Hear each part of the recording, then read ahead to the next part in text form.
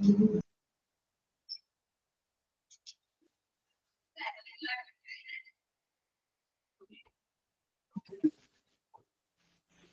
afternoon. Good afternoon, ma'am.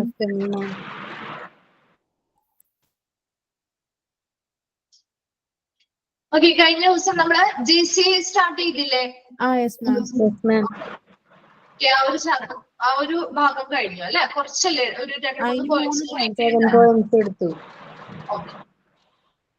Okay, എന്തായാലും നമ്മൾ JCA കുറിച്ച് പറഞ്ഞത് കുറച്ച് ഒന്ന് റിവൈൻഡ് ചെയ്തിട്ട് പോവാം. കണക്ഷൻ വേണമല്ലോ. JCA എന്ന് പറഞ്ഞാൽ എന്താണ്? അതിന്റെ എക്സ്പാൻഡ് ഫോം എന്താ? JCA Joint Commission international. Okay, അത് 1990s അവസാനത്തോടുകൂടി US സ്റ്റേറ്റ്സിന്റെ പുറത്തുള്ള ഹോസ്പിറ്റലുകളെ എന്താണ് നിരീക്ഷിക്കാൻ വേണ്ടി സ്ഥാപിച്ചൊരു സംഘടനയാണ് ജോയിന്റ് കമ്മീഷൻ ഇന്റർനാഷണൽ എന്ന് പറയുന്നത്. ഇനി അതൊരു നോട്ട് ഫോർ പ്രോഫിറ്റ് ആണ് അല്ലെ, ലാഭേച്ഛയില്ലാത്ത ഒരു സ്ഥാപനമാണ്. നിലവിൽ അത് എവിടേക്കൊക്കെ അക്രഡിറ്റേഷൻ ഫെസിലിറ്റീസ് നൽകുന്നത്? Asia, Europe, middle east and south അമേരിക്കയിലാണ് നിലവിലിപ്പോ പ്രസന്റ് അക്രഡിറ്റേഷൻ ഫെസിലിറ്റീസ് നൽകുന്നത്. അതുപോലെ തന്നെ നമ്മൾ പറഞ്ഞു, രാജ്യത്തെമ്പാടുമുള്ള ഒരു കണക്ക് പ്രകാരം JCA മൊത്തത്തില് രാജ്യത്തെമ്പാടും എത്ര ഹോസ്പിറ്റലുകൾക്കാണ് 2015 വരെയുള്ള കണക്ക് പ്രകാരം അക്രഡിറ്റേഷൻ കൊടുത്തിരിക്കുന്നത്? 820 ഹോസ്പിറ്റലുകൾക്ക്. ഓക്കെ, നമ്മുടെ ഇന്ത്യയിൽ എത്ര ഹോസ്പിറ്റലാണ് JCA അക്രഡിറ്റേഷൻ? 21 ആണ്. ഓക്കെ, JCA എന്ന് പറയുന്നത് ഒരു US ബേസ്ഡ് ആയിട്ടുള്ള ഒരു ഓർഗനൈസേഷൻ ആണ്. നമ്മൾ ഓൾറെഡി പറഞ്ഞ പോലെ നോട്ട് പ്രോഫിറ്റ് ആണ് അല്ലെ, ലാഭേച്ഛ ഇല്ലാത്തതാണ്. അതുപോലെ നമ്മുടെ അക്രഡിറ്റേഷൻ നൽകുന്ന ഒരു ഓർഗനൈസേഷൻ ആണ്. എന്ത് ചെയ്യുന്നു? ഒരു സെറ്റ് ഓഫ് സ്റ്റാൻഡേർഡ്സ് കൊടുക്കും അല്ലെ. ആ മാനദണ്ഡങ്ങള്, ആ ഒരു കൂട്ടം മാനദണ്ഡങ്ങള് കൃത്യമായിട്ട് ആ സ്ഥാപനം പാലിക്കുന്നുണ്ടോ എന്ന് നോക്കും അല്ലെ. അതിനുവേണ്ടി അവര് പ്രത്യേകമായിട്ടുള്ള ആ ഒരു സ്ഥാപനത്തിന്റെ പ്രകടന നിലവാരം എത്രത്തോളം ഉണ്ട്, അതായത് പ്രവർത്തന മേഖലകൾ, പ്രധാന പ്രവർത്തന മേഖലകൾ അവർ ഏതാ പറയുന്നത്? patient treatment and infection control. ഈ 3 പ്രധാന പ്രവർത്തന മേഖലകളിലെയും ആ ഒരു സ്ഥാപനത്തിന്റെ പ്രകടന നിലവാരം എത്രത്തോളം ഉണ്ട്, അതിനനുസരിച്ച് അവർ കൃത്യമായ സ്റ്റാൻഡേർഡ്സ് അവർ നിറവേറ്റുന്നുണ്ടോ എന്നതിനനുസരിച്ചാണ് അവര് അക്രഡിറ്റേഷൻ നൽകുന്നത് അല്ലെ. ലാസ്റ്റ് നമ്മൾ പറഞ്ഞിരുന്നു, എന്താണ് JCAയുടെ പ്രധാന ഗോൾ എന്ന് പറയുന്ന ലക്ഷ്യം? ഇന്റർനാഷണൽ ലെവലിൽ ഹെൽത്ത് കെയർ ക്വാളിറ്റി ഇംപ്രൂവ് ചെയ്യിക്കും. അതെ, ഇന്റർനാഷണൽ ലെവൽ അല്ലെങ്കിൽ ഇന്റർനാഷണൽ കമ്മ്യൂണിറ്റിയുമായി ബന്ധപ്പെട്ട് എന്താ നല്ല ക്വാളിറ്റി ഓഫ് ഹെൽത്ത് കെയർ, ആരോഗ്യ പരിചരണം അല്ലെങ്കിൽ ആരോഗ്യ സംരക്ഷണ ഗുണനിലവാരം ഉറപ്പുവരുത്തുക അല്ലെങ്കിൽ മെച്ചപ്പെടുത്തുക അല്ലെ. അതിനു വേണ്ടി അവർ എന്താ ചെയ്യുന്നത്? അവരതിനു വേണ്ടി എന്താ ചെയ്യുന്നത്? ഇങ്ങനെ ഇംപ്രൂവ് ചെയ്യാൻ വേണ്ടിയിട്ട് അവർ ചെയ്യുന്ന കാര്യം എന്താ? By giving world wide accreditation services അല്ലെ. ലോകമെമ്പാടും ഇങ്ങനെയുള്ള അക്രഡിറ്റേഷൻ സേവനങ്ങൾ ലഭ്യമാക്കുന്നു. ക്ലിയർ ആണോ JCA? ഇത്രയും ഭാഗം ഓക്കെ അല്ലേ? ഓക്കെ,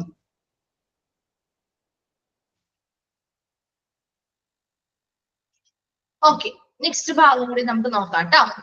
നെക്സ്റ്റ് നോക്കിയേ, JCA stands would take us to improve patient care, safety and path of continuous quality improvement. ഈ JCAയുടെ സ്റ്റാൻഡേർഡ്സ് അല്ലെങ്കിൽ മാനദണ്ഡങ്ങൾ എന്ന് പറയുന്നത്, അതുവഴി നമുക്ക് എന്താ, ഇങ്ങനെ ഒരു സ്റ്റാൻഡേർഡ് അവർ സെറ്റ് ചെയ്യുന്നത് വഴി നമുക്ക് പേഷ്യൻസിന് കൊടുക്കുന്ന പരിചരണം, സേഫ്റ്റി മുതലായ കാര്യങ്ങൾ മെച്ചപ്പെടുത്താൻ സാധിക്കും. And path of continuous quality improvement, തുടർച്ചയായ ഗുണനിലവാരം നമുക്ക് എന്ത് ചെയ്യാൻ പറ്റും? മെച്ചപ്പെടുത്താൻ സാധിക്കും. നമ്മൾ പറഞ്ഞു വരും, ഇതിന്റെ സ്റ്റാൻഡേർഡ്സ് എന്ത് ചെയ്യും? ഇടയ്ക്കിടയ്ക്ക് പരിഷ്കരിക്കും അല്ലെ. എപ്പോഴും ഒരേ ലെവലിലുള്ള സ്റ്റാൻഡേർഡ്സ് ആയിരിക്കില്ല, ഓരോ പ്രാവശ്യം അവർ പരിഷ്കരിക്കുന്നതിനനുസരിച്ച് വ്യത്യാസങ്ങൾ, പുതിയ പുതിയ കാര്യങ്ങൾ ഉൾപ്പെടാം, അങ്ങനെയുള്ള പുതുമ വരാം, ന്യൂ ആയിട്ടുള്ള സ്റ്റാൻഡേർഡ്സ് വരാനുള്ള സാധ്യതയുണ്ട്. അപ്പൊ അങ്ങനെ എപ്പോഴും നമുക്ക് എങ്ങനെയാണ് നല്ല സ്റ്റാൻഡേർഡ്സ് അവർ കീപ്പ് ചെയ്ത് തരുന്നത് കൊണ്ട് തന്നെ നമുക്ക് ആ ഒരു കണ്ടിന്യൂറ്റി, ആ ഒരു ക്വാളിറ്റിയുടെ തുടർച്ച, ഇതിന്റെ ആ ഒരു മെച്ചപ്പെടുത്തുന്ന ഇംപ്രൂവ്മെന്റിന്റെ ആ ഒരു തുടർച്ച നമുക്ക് കണ്ടിന്യൂസ് ആയിട്ട് കിട്ടുകയും ചെയ്യും. JCAയുടെ സ്റ്റാൻഡേർഡ് എന്ന് പറയുന്നത് അത് കൃത്യമായിട്ട് പാലിക്കുന്നത് വഴി നമുക്ക് പേഷ്യൻസിന് നല്ലൊരു പരിചരണം കൊടുക്കാൻ പറ്റും. അതുപോലെ തന്നെ സേഫ്റ്റിയുമായി ബന്ധപ്പെട്ട കാര്യങ്ങളെല്ലാം നമുക്ക് മെച്ചപ്പെടുത്താൻ പറ്റും. രണ്ടാമതായി പറയുന്നത് path of continuous quality improvement, വളരെ എന്താണ് തുടർച്ചയായിട്ടുള്ള അല്ലെ, തുടർച്ചയായ ഗുണനിലവാരം നമുക്ക് അവിടെ എന്താണ് ഉറപ്പുവരുത്താനായിട്ട് ഈ സ്റ്റാൻഡേർഡ്സ് പാലിക്കുന്നുണ്ട് സ്ഥാപനത്തിലൂടെ സാധിക്കുന്നു.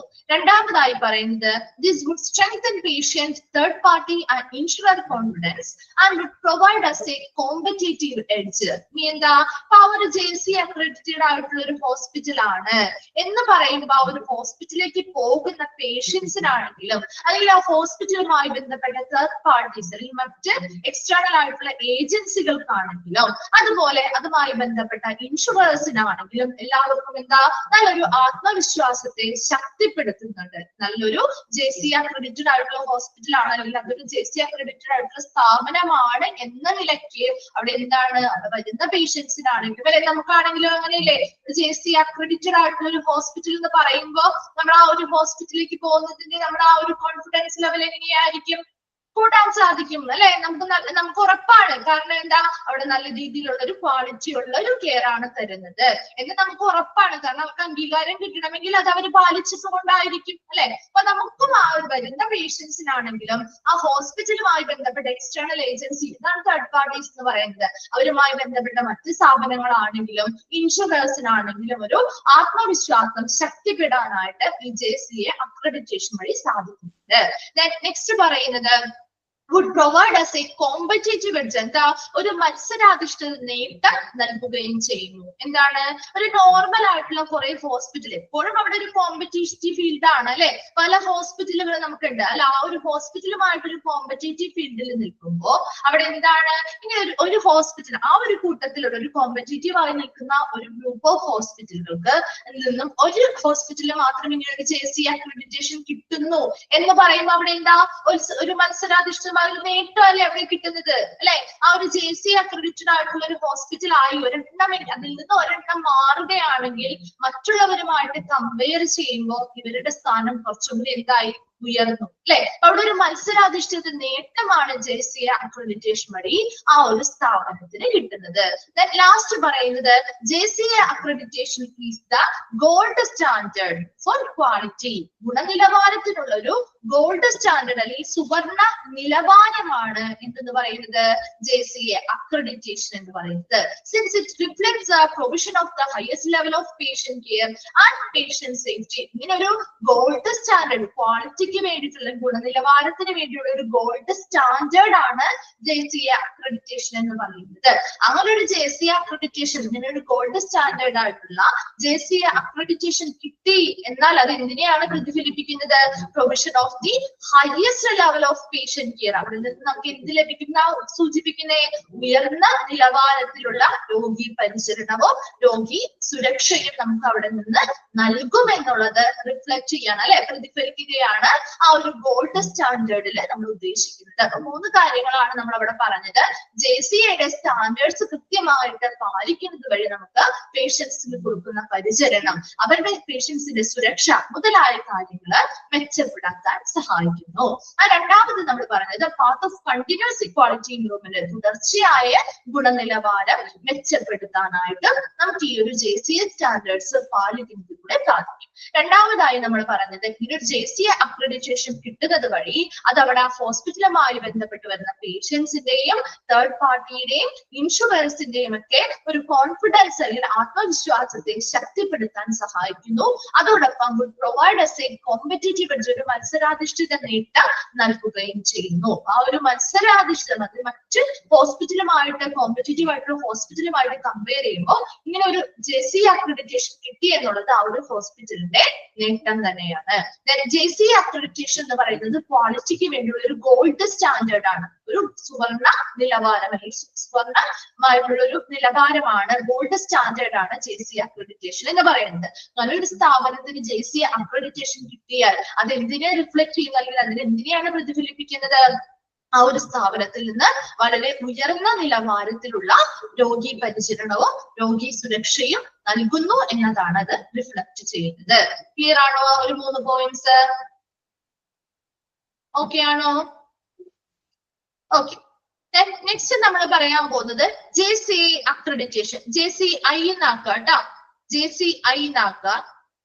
JCI accreditation. JCI accreditation-മായി ബന്ധപ്പെട്ട കാര്യങ്ങളാണ്. JCI accredits 8 types of healthcare programs. JCI accredit നൽകുന്നത് 8 തരത്തിലുള്ള ഹെൽത്ത് കെയർ പ്രോഗ്രാമുകൾക്കാണ് JCI accreditation നൽകുന്നത്. ആ ഒരു 8 തരത്തിലുള്ള ഹെൽത്ത് കെയർ പ്രോഗ്രാംസ് ഏതൊക്കെയാണെന്നാണ് നമ്മൾ നോക്കാൻ പോകുന്നത്. ഇതിൽ ഫസ്റ്റ് വൺ നമുക്കറിയാം ഹോസ്പിറ്റലാണ് അല്ലെ. ആദ്യം നമ്മൾ പഠിച്ചത് അങ്ങനെയാണ് അല്ലെ, ഹോസ്പിറ്റലാണ്. ഓക്കെ, 8 തരത്തിൽ ഒരെണ്ണം നമുക്ക് അറിയാവുന്നതാണ് ഹോസ്പിറ്റൽസിന് ഒരു ഇന്റർനാഷണൽ ലെവലിലുള്ള അക്രഡിറ്റേഷൻ കൊടുക്കുന്നു. ജസ്റ്റ് നിങ്ങൾ ആ ഒരു 8 എണ്ണത്തിന്റെ പേര് മനസ്സിലാക്കി വെച്ചാൽ മതി കേട്ടോ. ജസ്റ്റ് അത് ഏതൊക്കെയാണ് ഇൻക്ലൂഡഡ് ആയത്, ഇൻക്ലൂഡഡ് അല്ലാത്തത് എന്നല്ലാതെ ഡീറ്റെയിൽ ആയിട്ടുള്ള കാര്യങ്ങളൊന്നും അതിൽ എങ്ങനെയാണെന്നുള്ള കാര്യങ്ങളൊന്നും ചോദിക്കാറില്ല. ജസ്റ്റ് ആ ഒരു 8 എണ്ണത്തിന്റെയും പേര് മനസ്സിലാക്കി വെച്ചേക്കാം കേട്ടോ. ഫസ്റ്റ് വരുന്നത് ഹോസ്പിറ്റൽസിനാണ് അക്രഡിറ്റേഷൻ കൊടുക്കുന്നത്. അതൊരു ഇന്റർനാഷണൽ ലെവലിലുള്ള ഒരു അക്രഡിറ്റേഷൻ അല്ലെങ്കിൽ അംഗീകാരം ഹോസ്പിറ്റലുകൾക്ക് നൽകുന്നുണ്ട്. രണ്ടാമതായിട്ട് അക്കാഡമിക് മെഡിക്കൽ സെന്റർ ഹോസ്പിറ്റൽ. ഏതായിരിക്കും? Academic medical centre hospitals. അതിനൊരു എക്സാമ്പിൾ പറയാമോ? Academic medical centre, very good. Medical കോളേജുകൾ അല്ലെ, അത് ശരിക്കും എന്താ? ഹോസ്പിറ്റൽ തന്നെയാണ് അല്ലെ, ഹോസ്പിറ്റൽ തന്നെയാണ്. എന്നാൽ അവിടെ എന്താ? മെഡിക്കൽ സ്കൂൾ ഉൾപ്പെടുന്ന ഹോസ്പിറ്റലാണ് അല്ലെ. അവിടെ മെഡിക്കൽ എഡ്യൂക്കേഷൻസ് റിസർച്ച് മുതലായ കാര്യങ്ങൾ കണ്ടക്ട് ചെയ്യാനായിട്ട് സഹായിക്കുന്ന മെഡിക്കൽ സ്കൂളുകളുള്ള ഹോസ്പിറ്റലുകളെയാണ് അക്കാഡമിക് മെഡിക്കൽ സെന്റർ ഹോസ്പിറ്റൽസ് എന്ന് പറയുന്നത്. ക്ലിയർ ആയോ? Second one.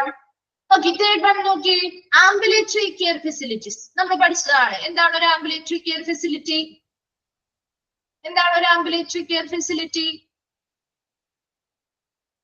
കാഷ്വാലിറ്റി ആണ്. നമുക്ക് എന്താണ്, ആ ഒരു ഹോസ്പിറ്റൽ അഡ്മിഷനോ കാര്യങ്ങളോ വേണ്ടാതെ തന്നെ നമുക്ക് എന്ത് ചെയ്യാൻ പറ്റും? ഒരു ഔട്ട് പേഷ്യന്റ് ബേസിസിൽ അല്ലെ, ഒരു ഔട്ട് പേഷ്യന്റ് ബേസിസിൽ നമുക്ക് കെയർ കൊടുക്കാൻ പറ്റും അല്ലെ.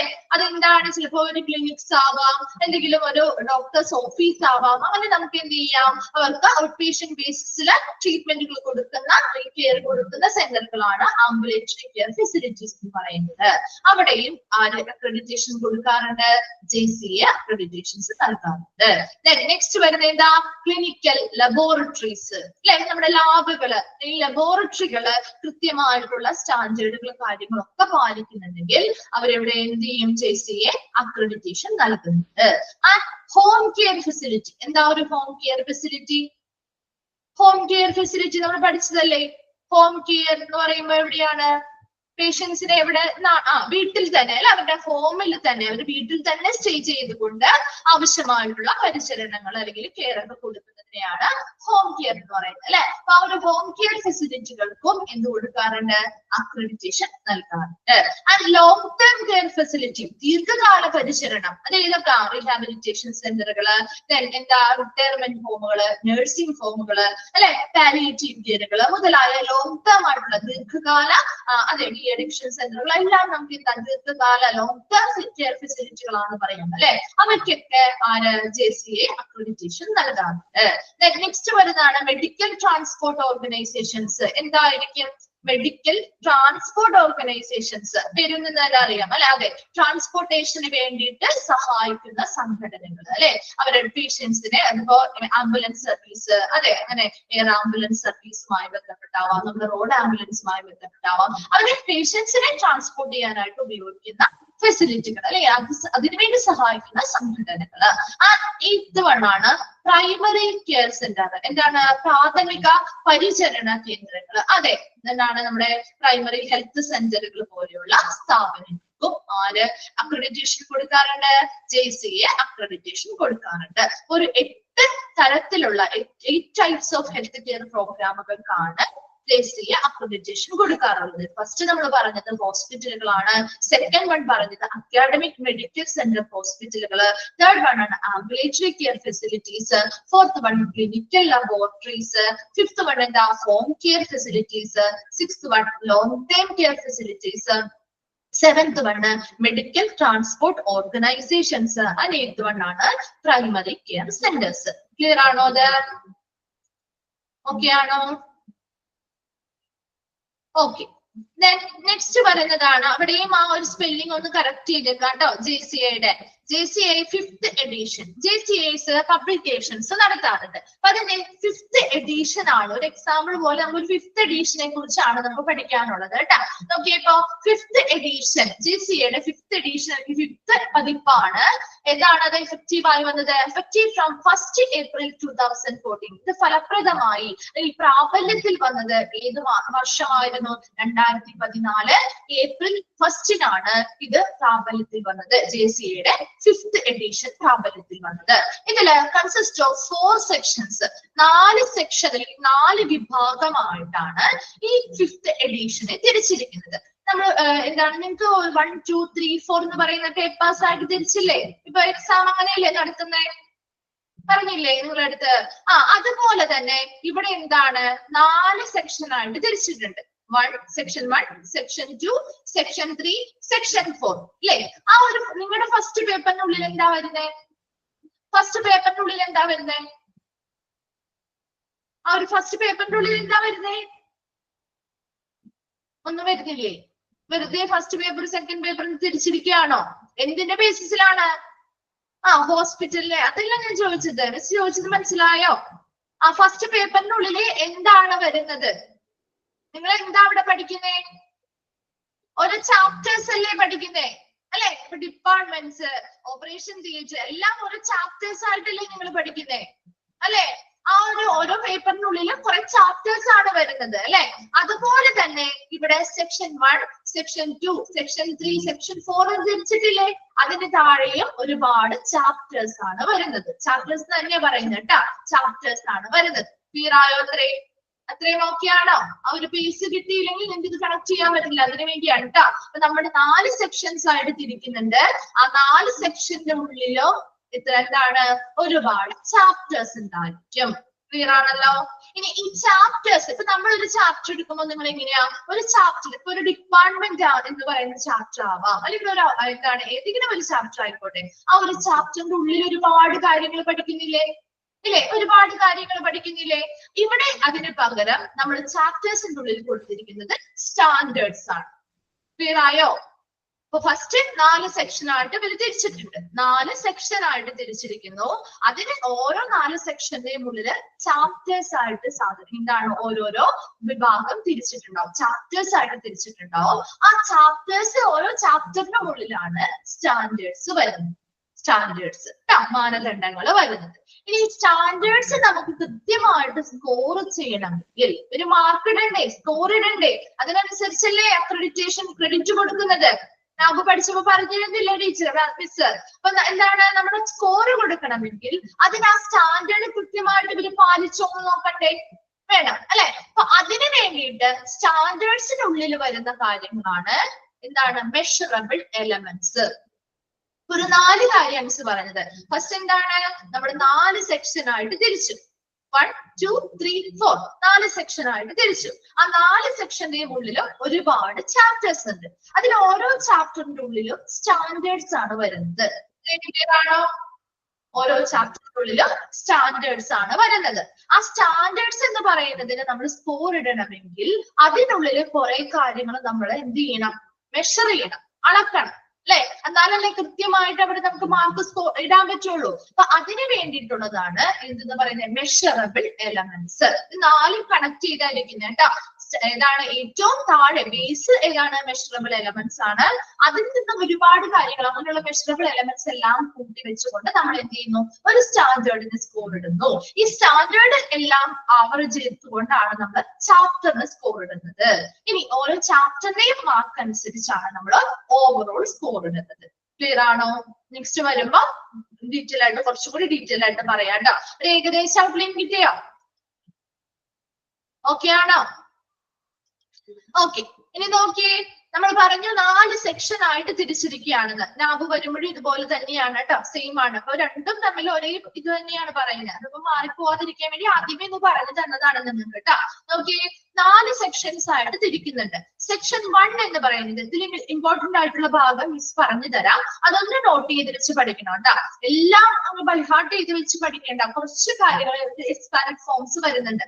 എപ്പോഴും പ്രീവിയസ് ഇയേഴ്സിൽ ക്വസ്റ്റ്യൻസ് ചോദിച്ചിട്ടുള്ള 1-2 ഉണ്ട്, അത് ഓരോന്നും നിങ്ങളൊന്ന് നോട്ട് ചെയ്ത് വെച്ച് പഠിക്കുക, ബാക്കിയൊന്ന് മനസ്സിലാക്കി വെച്ചാൽ മതി കേട്ടോ. അപ്പൊ സെക്ഷൻ 1 എന്താണ്, സെക്ഷൻ 2 എന്താണ്, സെക്ഷൻ 3, സെക്ഷൻ 4, അത് 4 എന്തുമായി ബന്ധപ്പെട്ടുള്ള സെക്ഷൻ ആണെന്ന് പഠിക്കണം കേട്ടോ. ആ സെക്ഷൻ 1 നോക്കി എന്താണ് അവിടെ പറയുന്നത്, ഇൻക്ലൂഡ് അക്രഡിറ്റേഷൻ പാർട്ടിസിപ്പേഷൻ റിക്വയർമെന്റ്സ് അല്ലെങ്കിൽ APR, അതിന്റെ ഷോർട്ട് ഫോം ആണ് കേട്ടോ. ഇൻക്ലൂഡ്സ് അക്രഡിറ്റേഷൻ പാർട്ടിസിപ്പേഷൻ റിക്വയർമെന്റ്സ് എന്ന് വെച്ചാൽ എന്തായിരിക്കും, അക്രഡിറ്റേഷൻ കിട്ടുന്നതിന് ആ ഒരു സ്ഥാപനം, ഒരു ഹോസ്പിറ്റൽ ആണെങ്കിൽ ആ ഹോസ്പിറ്റൽ, ആ ഒരു സ്ഥാപനം ചെയ്യേണ്ട കാര്യങ്ങളാണ് സെക്ഷൻ 1 വരുന്നത്. അക്രഡിറ്റേഷൻ പാർട്ടിസിപ്പേഷൻ റിക്വയർമെന്റ്സ് APR എന്ന് പറഞ്ഞാൽ എന്താ, അവിടെ അക്രഡിറ്റേഷൻ കിട്ടുന്നതിന് ആ സ്ഥാപനം എന്തൊക്കെ കാര്യങ്ങളാണോ ചെയ്യുന്നത് അതാണ് സെക്ഷൻ 1 വരുന്നത്. ക്ലിയർ ആണോ, ഓക്കെ ആണോ? ഓരോ ഭാഗവും ക്ലിയർ ചെയ്ത് പോയില്ലെങ്കിൽ കൺഫ്യൂഷൻ ആവാതിരിക്കാൻ വേണ്ടി ചോദിക്കുന്നത് കേട്ടോ. ഓക്കെ, ഇത് അത്രയും മാത്രം മനസ്സിലാക്കിയാൽ മതി കേട്ടോ. അത് ഒന്നാമത്തെ കാര്യം, ആ ഒരു അക്രഡിറ്റേഷൻ ലഭിക്കണമെങ്കിൽ അവർ എന്തൊക്കെ കാര്യങ്ങൾ ചെയ്യണം അതാണ് ആ ഒരു സെക്ഷൻ 1 പറയുന്നത്. സെക്ഷൻ 2 പറയുന്നത് എന്താണ്, പേഷ്യന്റ് സെന്റേർഡ് സ്റ്റാൻഡേർഡ്സ്. നിങ്ങൾ പഠിച്ചിരുന്നോ ലാബില്? പേഷ്യന്റ് സെന്റേർഡ് സ്റ്റാൻഡേർഡ്സ് എന്തൊക്കെയാന്ന് പഠിച്ചിരുന്നോ ലാബ് പഠിപ്പിച്ചപ്പോ? അതൊന്നും ഉണ്ടായിരുന്നില്ലേ ആ ഒരു ചാപ്റ്ററില്? ജസ്റ്റ് പഠിച്ചില്ല? ഓക്കെ, നോക്കാം ട്ടാ. നോക്കി ഇവിടെ സെക്ഷൻ 2 എന്താണ്, പേഷ്യന്റ് സെന്റേർഡ് സ്റ്റാൻഡേർഡ്സ്. എന്തായിരിക്കും, രോഗിയെ കേന്ദ്രീകരിച്ചുള്ള മാനദണ്ഡങ്ങൾ. സെക്ഷൻ 2 എന്താ പറയുന്നത്, പേഷ്യന്റ് സെന്റേർഡ് സ്റ്റാൻഡേർഡ്സ് ആണ്, രോഗിയെ കേന്ദ്രീകരിച്ചുള്ള മാനദണ്ഡങ്ങളാണ് ഇതിൽ വരുന്നത്. അപ്പൊ മിസ് പറഞ്ഞില്ലേ നേരത്തെ ഒരുപാട് ചാപ്റ്റേഴ്സ് അതിന് കീഴിൽ വരുന്നുണ്ടെന്ന്. താഴെ നോക്കി ഒരുപാട് പോയിന്റ്സ് കൊടുത്തിരിക്കുന്നുണ്ടോ, അതെല്ലാം എന്താണ് ഈ ഒരു സെക്ഷന് കീഴിൽ വരുന്ന ചാപ്റ്റേഴ്സ് ആണ്, ഇമ്പോർട്ടന്റ് ആയിട്ടുള്ള ചാപ്റ്ററുകളാണ് കേട്ടോ. അപ്പൊ ആദ്യത്തെ ചാപ്റ്റർ നമുക്ക് നോക്കാം, IPSG. എന്താണ് IPSG? എഴുതി വെച്ച് അവിടെ expanded form, international patient safety goal. International patient safety goal. International patient safety goal. International patient safety goal എഴുതിയോ? ഓക്കെ, അപ്പൊ ജസ്റ്റ് നിങ്ങൾ അതൊന്ന് മനസ്സിലാക്കി വെച്ചാൽ മതി കേട്ടോ. ഇന്റർനാഷണൽ പേഷ്യന്റ് സേഫ്റ്റി ഗോൾ എന്ന് പറയുമ്പോൾ എന്താ, ഇവിടെ പേഷ്യന്റ് സെന്റേർഡ് ആണ്, രോഗിയെ കേന്ദ്രീകരിച്ചുള്ള മാനദണ്ഡങ്ങളാണ് അല്ലെ. അപ്പൊ ആദ്യത്തെ ചാപ്റ്ററിലെ international patient centred goal standard എന്താണ്, സേഫ്റ്റി ഗോൾ ആണ്. അവരുടെ സേഫ്റ്റിയുമായി ബന്ധപ്പെട്ട കാര്യങ്ങളായിരിക്കും ആ ഒരു ചാപ്റ്ററിൽ ഡിസ്കസ് ചെയ്യുന്നത്. രണ്ടാമതായിട്ട് ACC. എന്താണ് ACC? ആ ഫസ്റ്റ് അത് ചോദിക്കാറുണ്ട് കേട്ടോ, IPSGയുടെ എക്സ്പാൻഡഡ് ഫോം ചോദിക്കാറുണ്ട് കേട്ടോ. ഒന്ന് നോട്ട് ചെയ്ത് വെച്ചേ, ഒരു 1-2 വീതം ഓരോന്നിന്നും നിങ്ങൾ നോട്ട് ചെയ്ത് പഠിക്കണം കേട്ടോ. നെക്സ്റ്റ് പറയുന്നത് ACC. എന്താ, access to care and continuity of care. എന്താ, ആ പേഷ്യൻസിന് ആ ഒരു സർവീസ് അല്ലെങ്കിൽ ആ ഒരു പരിചരണത്തിലേക്കുള്ള പ്രവേശനവും പിന്തുടർച്ചയും. അതാണ് ACC എന്നതുകൊണ്ട് ഉദ്ദേശിക്കുന്നത്. അപ്പൊ ആ ഒരു ചാപ്റ്ററിൽ അവരുടെ ആ ഒരു ഹോസ്പിറ്റലിലേക്കുള്ള പ്രവേശനം എങ്ങനെയാണ്, അവിടുത്തെ ആ ഒരു തുടർ ചികിത്സ എങ്ങനെയാണ്, തുടർ പരിചരണം എങ്ങനെയാണ് എന്ന കാര്യങ്ങളെ കുറിച്ചുള്ള സ്റ്റാൻഡേർഡുകളായിരിക്കും അതിനുള്ളിൽ ഉൾപ്പെടുന്നത്. PFR, patient and family rights. അവർ വരുന്ന പേഷ്യൻസിന്റെയും അതുപോലെ ഫാമിലി മെമ്പേഴ്സിന്റെയും അവകാശങ്ങളുമായി ബന്ധപ്പെട്ടുള്ള കാര്യങ്ങളായിരിക്കും PFR എന്ന് പറയുന്ന ചാപ്റ്ററിൽ ഉൾപ്പെടുത്തിയിട്ടുള്ളത്. PFR ചോദിക്കാറുണ്ട് കേട്ടോ. PFR-ഉം നെക്സ്റ്റ് PFP-യും വരുന്നുണ്ട്. അത് രണ്ടും തമ്മിൽ കൺഫ്യൂസ് ആവാതെ നോക്കി വെച്ചേക്കാം. ഇപ്പൊ 2 പറഞ്ഞില്ലേ, IPSG പറഞ്ഞു, അതുപോലെ PFR പറഞ്ഞു കേട്ടോ. മാർക്ക് ചെയ്ത് വെക്കണോട്ട് പറയുമ്പോ തന്നെ നോട്ട് ചെയ്യുന്നുണ്ടോ? ഓക്കെ, നെക്സ്റ്റ് ആണ് AOP, അസസ്മെന്റ് ഓഫ് പേഷ്യൻസ്. വരുന്ന പേഷ്യൻസിനെ അസസ്മെന്റ് ചെയ്യുന്നു അല്ലെങ്കിൽ എന്താണ് അവരുടെ രോഗവിവരങ്ങളും കാര്യങ്ങളൊക്കെ വിലയിരുത്തുന്നു. COP, care of patients ambulatory. ഏത് തരത്തിലുള്ള പരിചരണമാണ് പേഷ്യൻസിന് ആവശ്യം, ആംബുലേറ്ററി ആണോ അല്ലെങ്കിൽ മറ്റേതെങ്കിലും രീതിയിലുള്ള പരിചരണമാണോ അവർക്ക് ആവശ്യം എന്ന കാര്യങ്ങളെ കുറിച്ചുള്ള സ്റ്റാൻഡേർഡ്സ് ആണ് COP എന്ന് പറയുന്ന ചാപ്റ്ററിൽ വരുന്നത്. ASC എന്ന് പറഞ്ഞാൽ എന്താ, അനസ്തീഷ്യ ആൻഡ് സർജിക്കൽ കെയർ. പേഷ്യൻസിന് കൊടുക്കുന്ന അനസ്തീഷ്യയും സർജറിയുമായി ബന്ധപ്പെട്ട പരിചരണങ്ങൾ, അതുമായി ബന്ധപ്പെട്ട കാര്യങ്ങളാണ് ASC എന്ന് പറയുന്ന ചാപ്റ്ററിൽ വരുന്നത്. വരുന്നത്. Then MMU ഒന്ന് നോട്ട് ചെയ്ത് വെച്ച് പ്രീവിയസ് ഇയറിൽ ഉണ്ടായിരുന്ന ഒരു ക്വസ്റ്റ്യൻ ആണ് കേട്ടോ. MMU ഓക്കെ, മെഡിക്കേഷൻ മാനേജ്മെന്റ് ആണ് യൂസ്. അവർക്ക് കൊടുക്കുന്ന മരുന്നുകളുടെ മാനേജ്മെന്റും ഉപയോഗവുമായി ബന്ധപ്പെട്ട കാര്യങ്ങളാണ് MMU എന്ന് പറയുന്ന ചാപ്റ്ററിൽ വരുന്നത്. Then PFE അതൊന്ന് നോട്ട് ചെയ്ത് വെച്ചേ. PFE patient and family education. പേഷ്യൻസിനും അവരുടെ ഫാമിലിക്കും കൊടുക്കേണ്ട ബോധവൽക്കരണ ക്ലാസ്സുകള്. ക്ലിയർ ആണോ അത്രയും? അപ്പൊ സെക്ഷൻ 2 എന്ന് പറയുന്നത് എന്തായിരുന്നു? രണ്ട് കാര്യമാണ് നമ്മൾ പറഞ്ഞത്.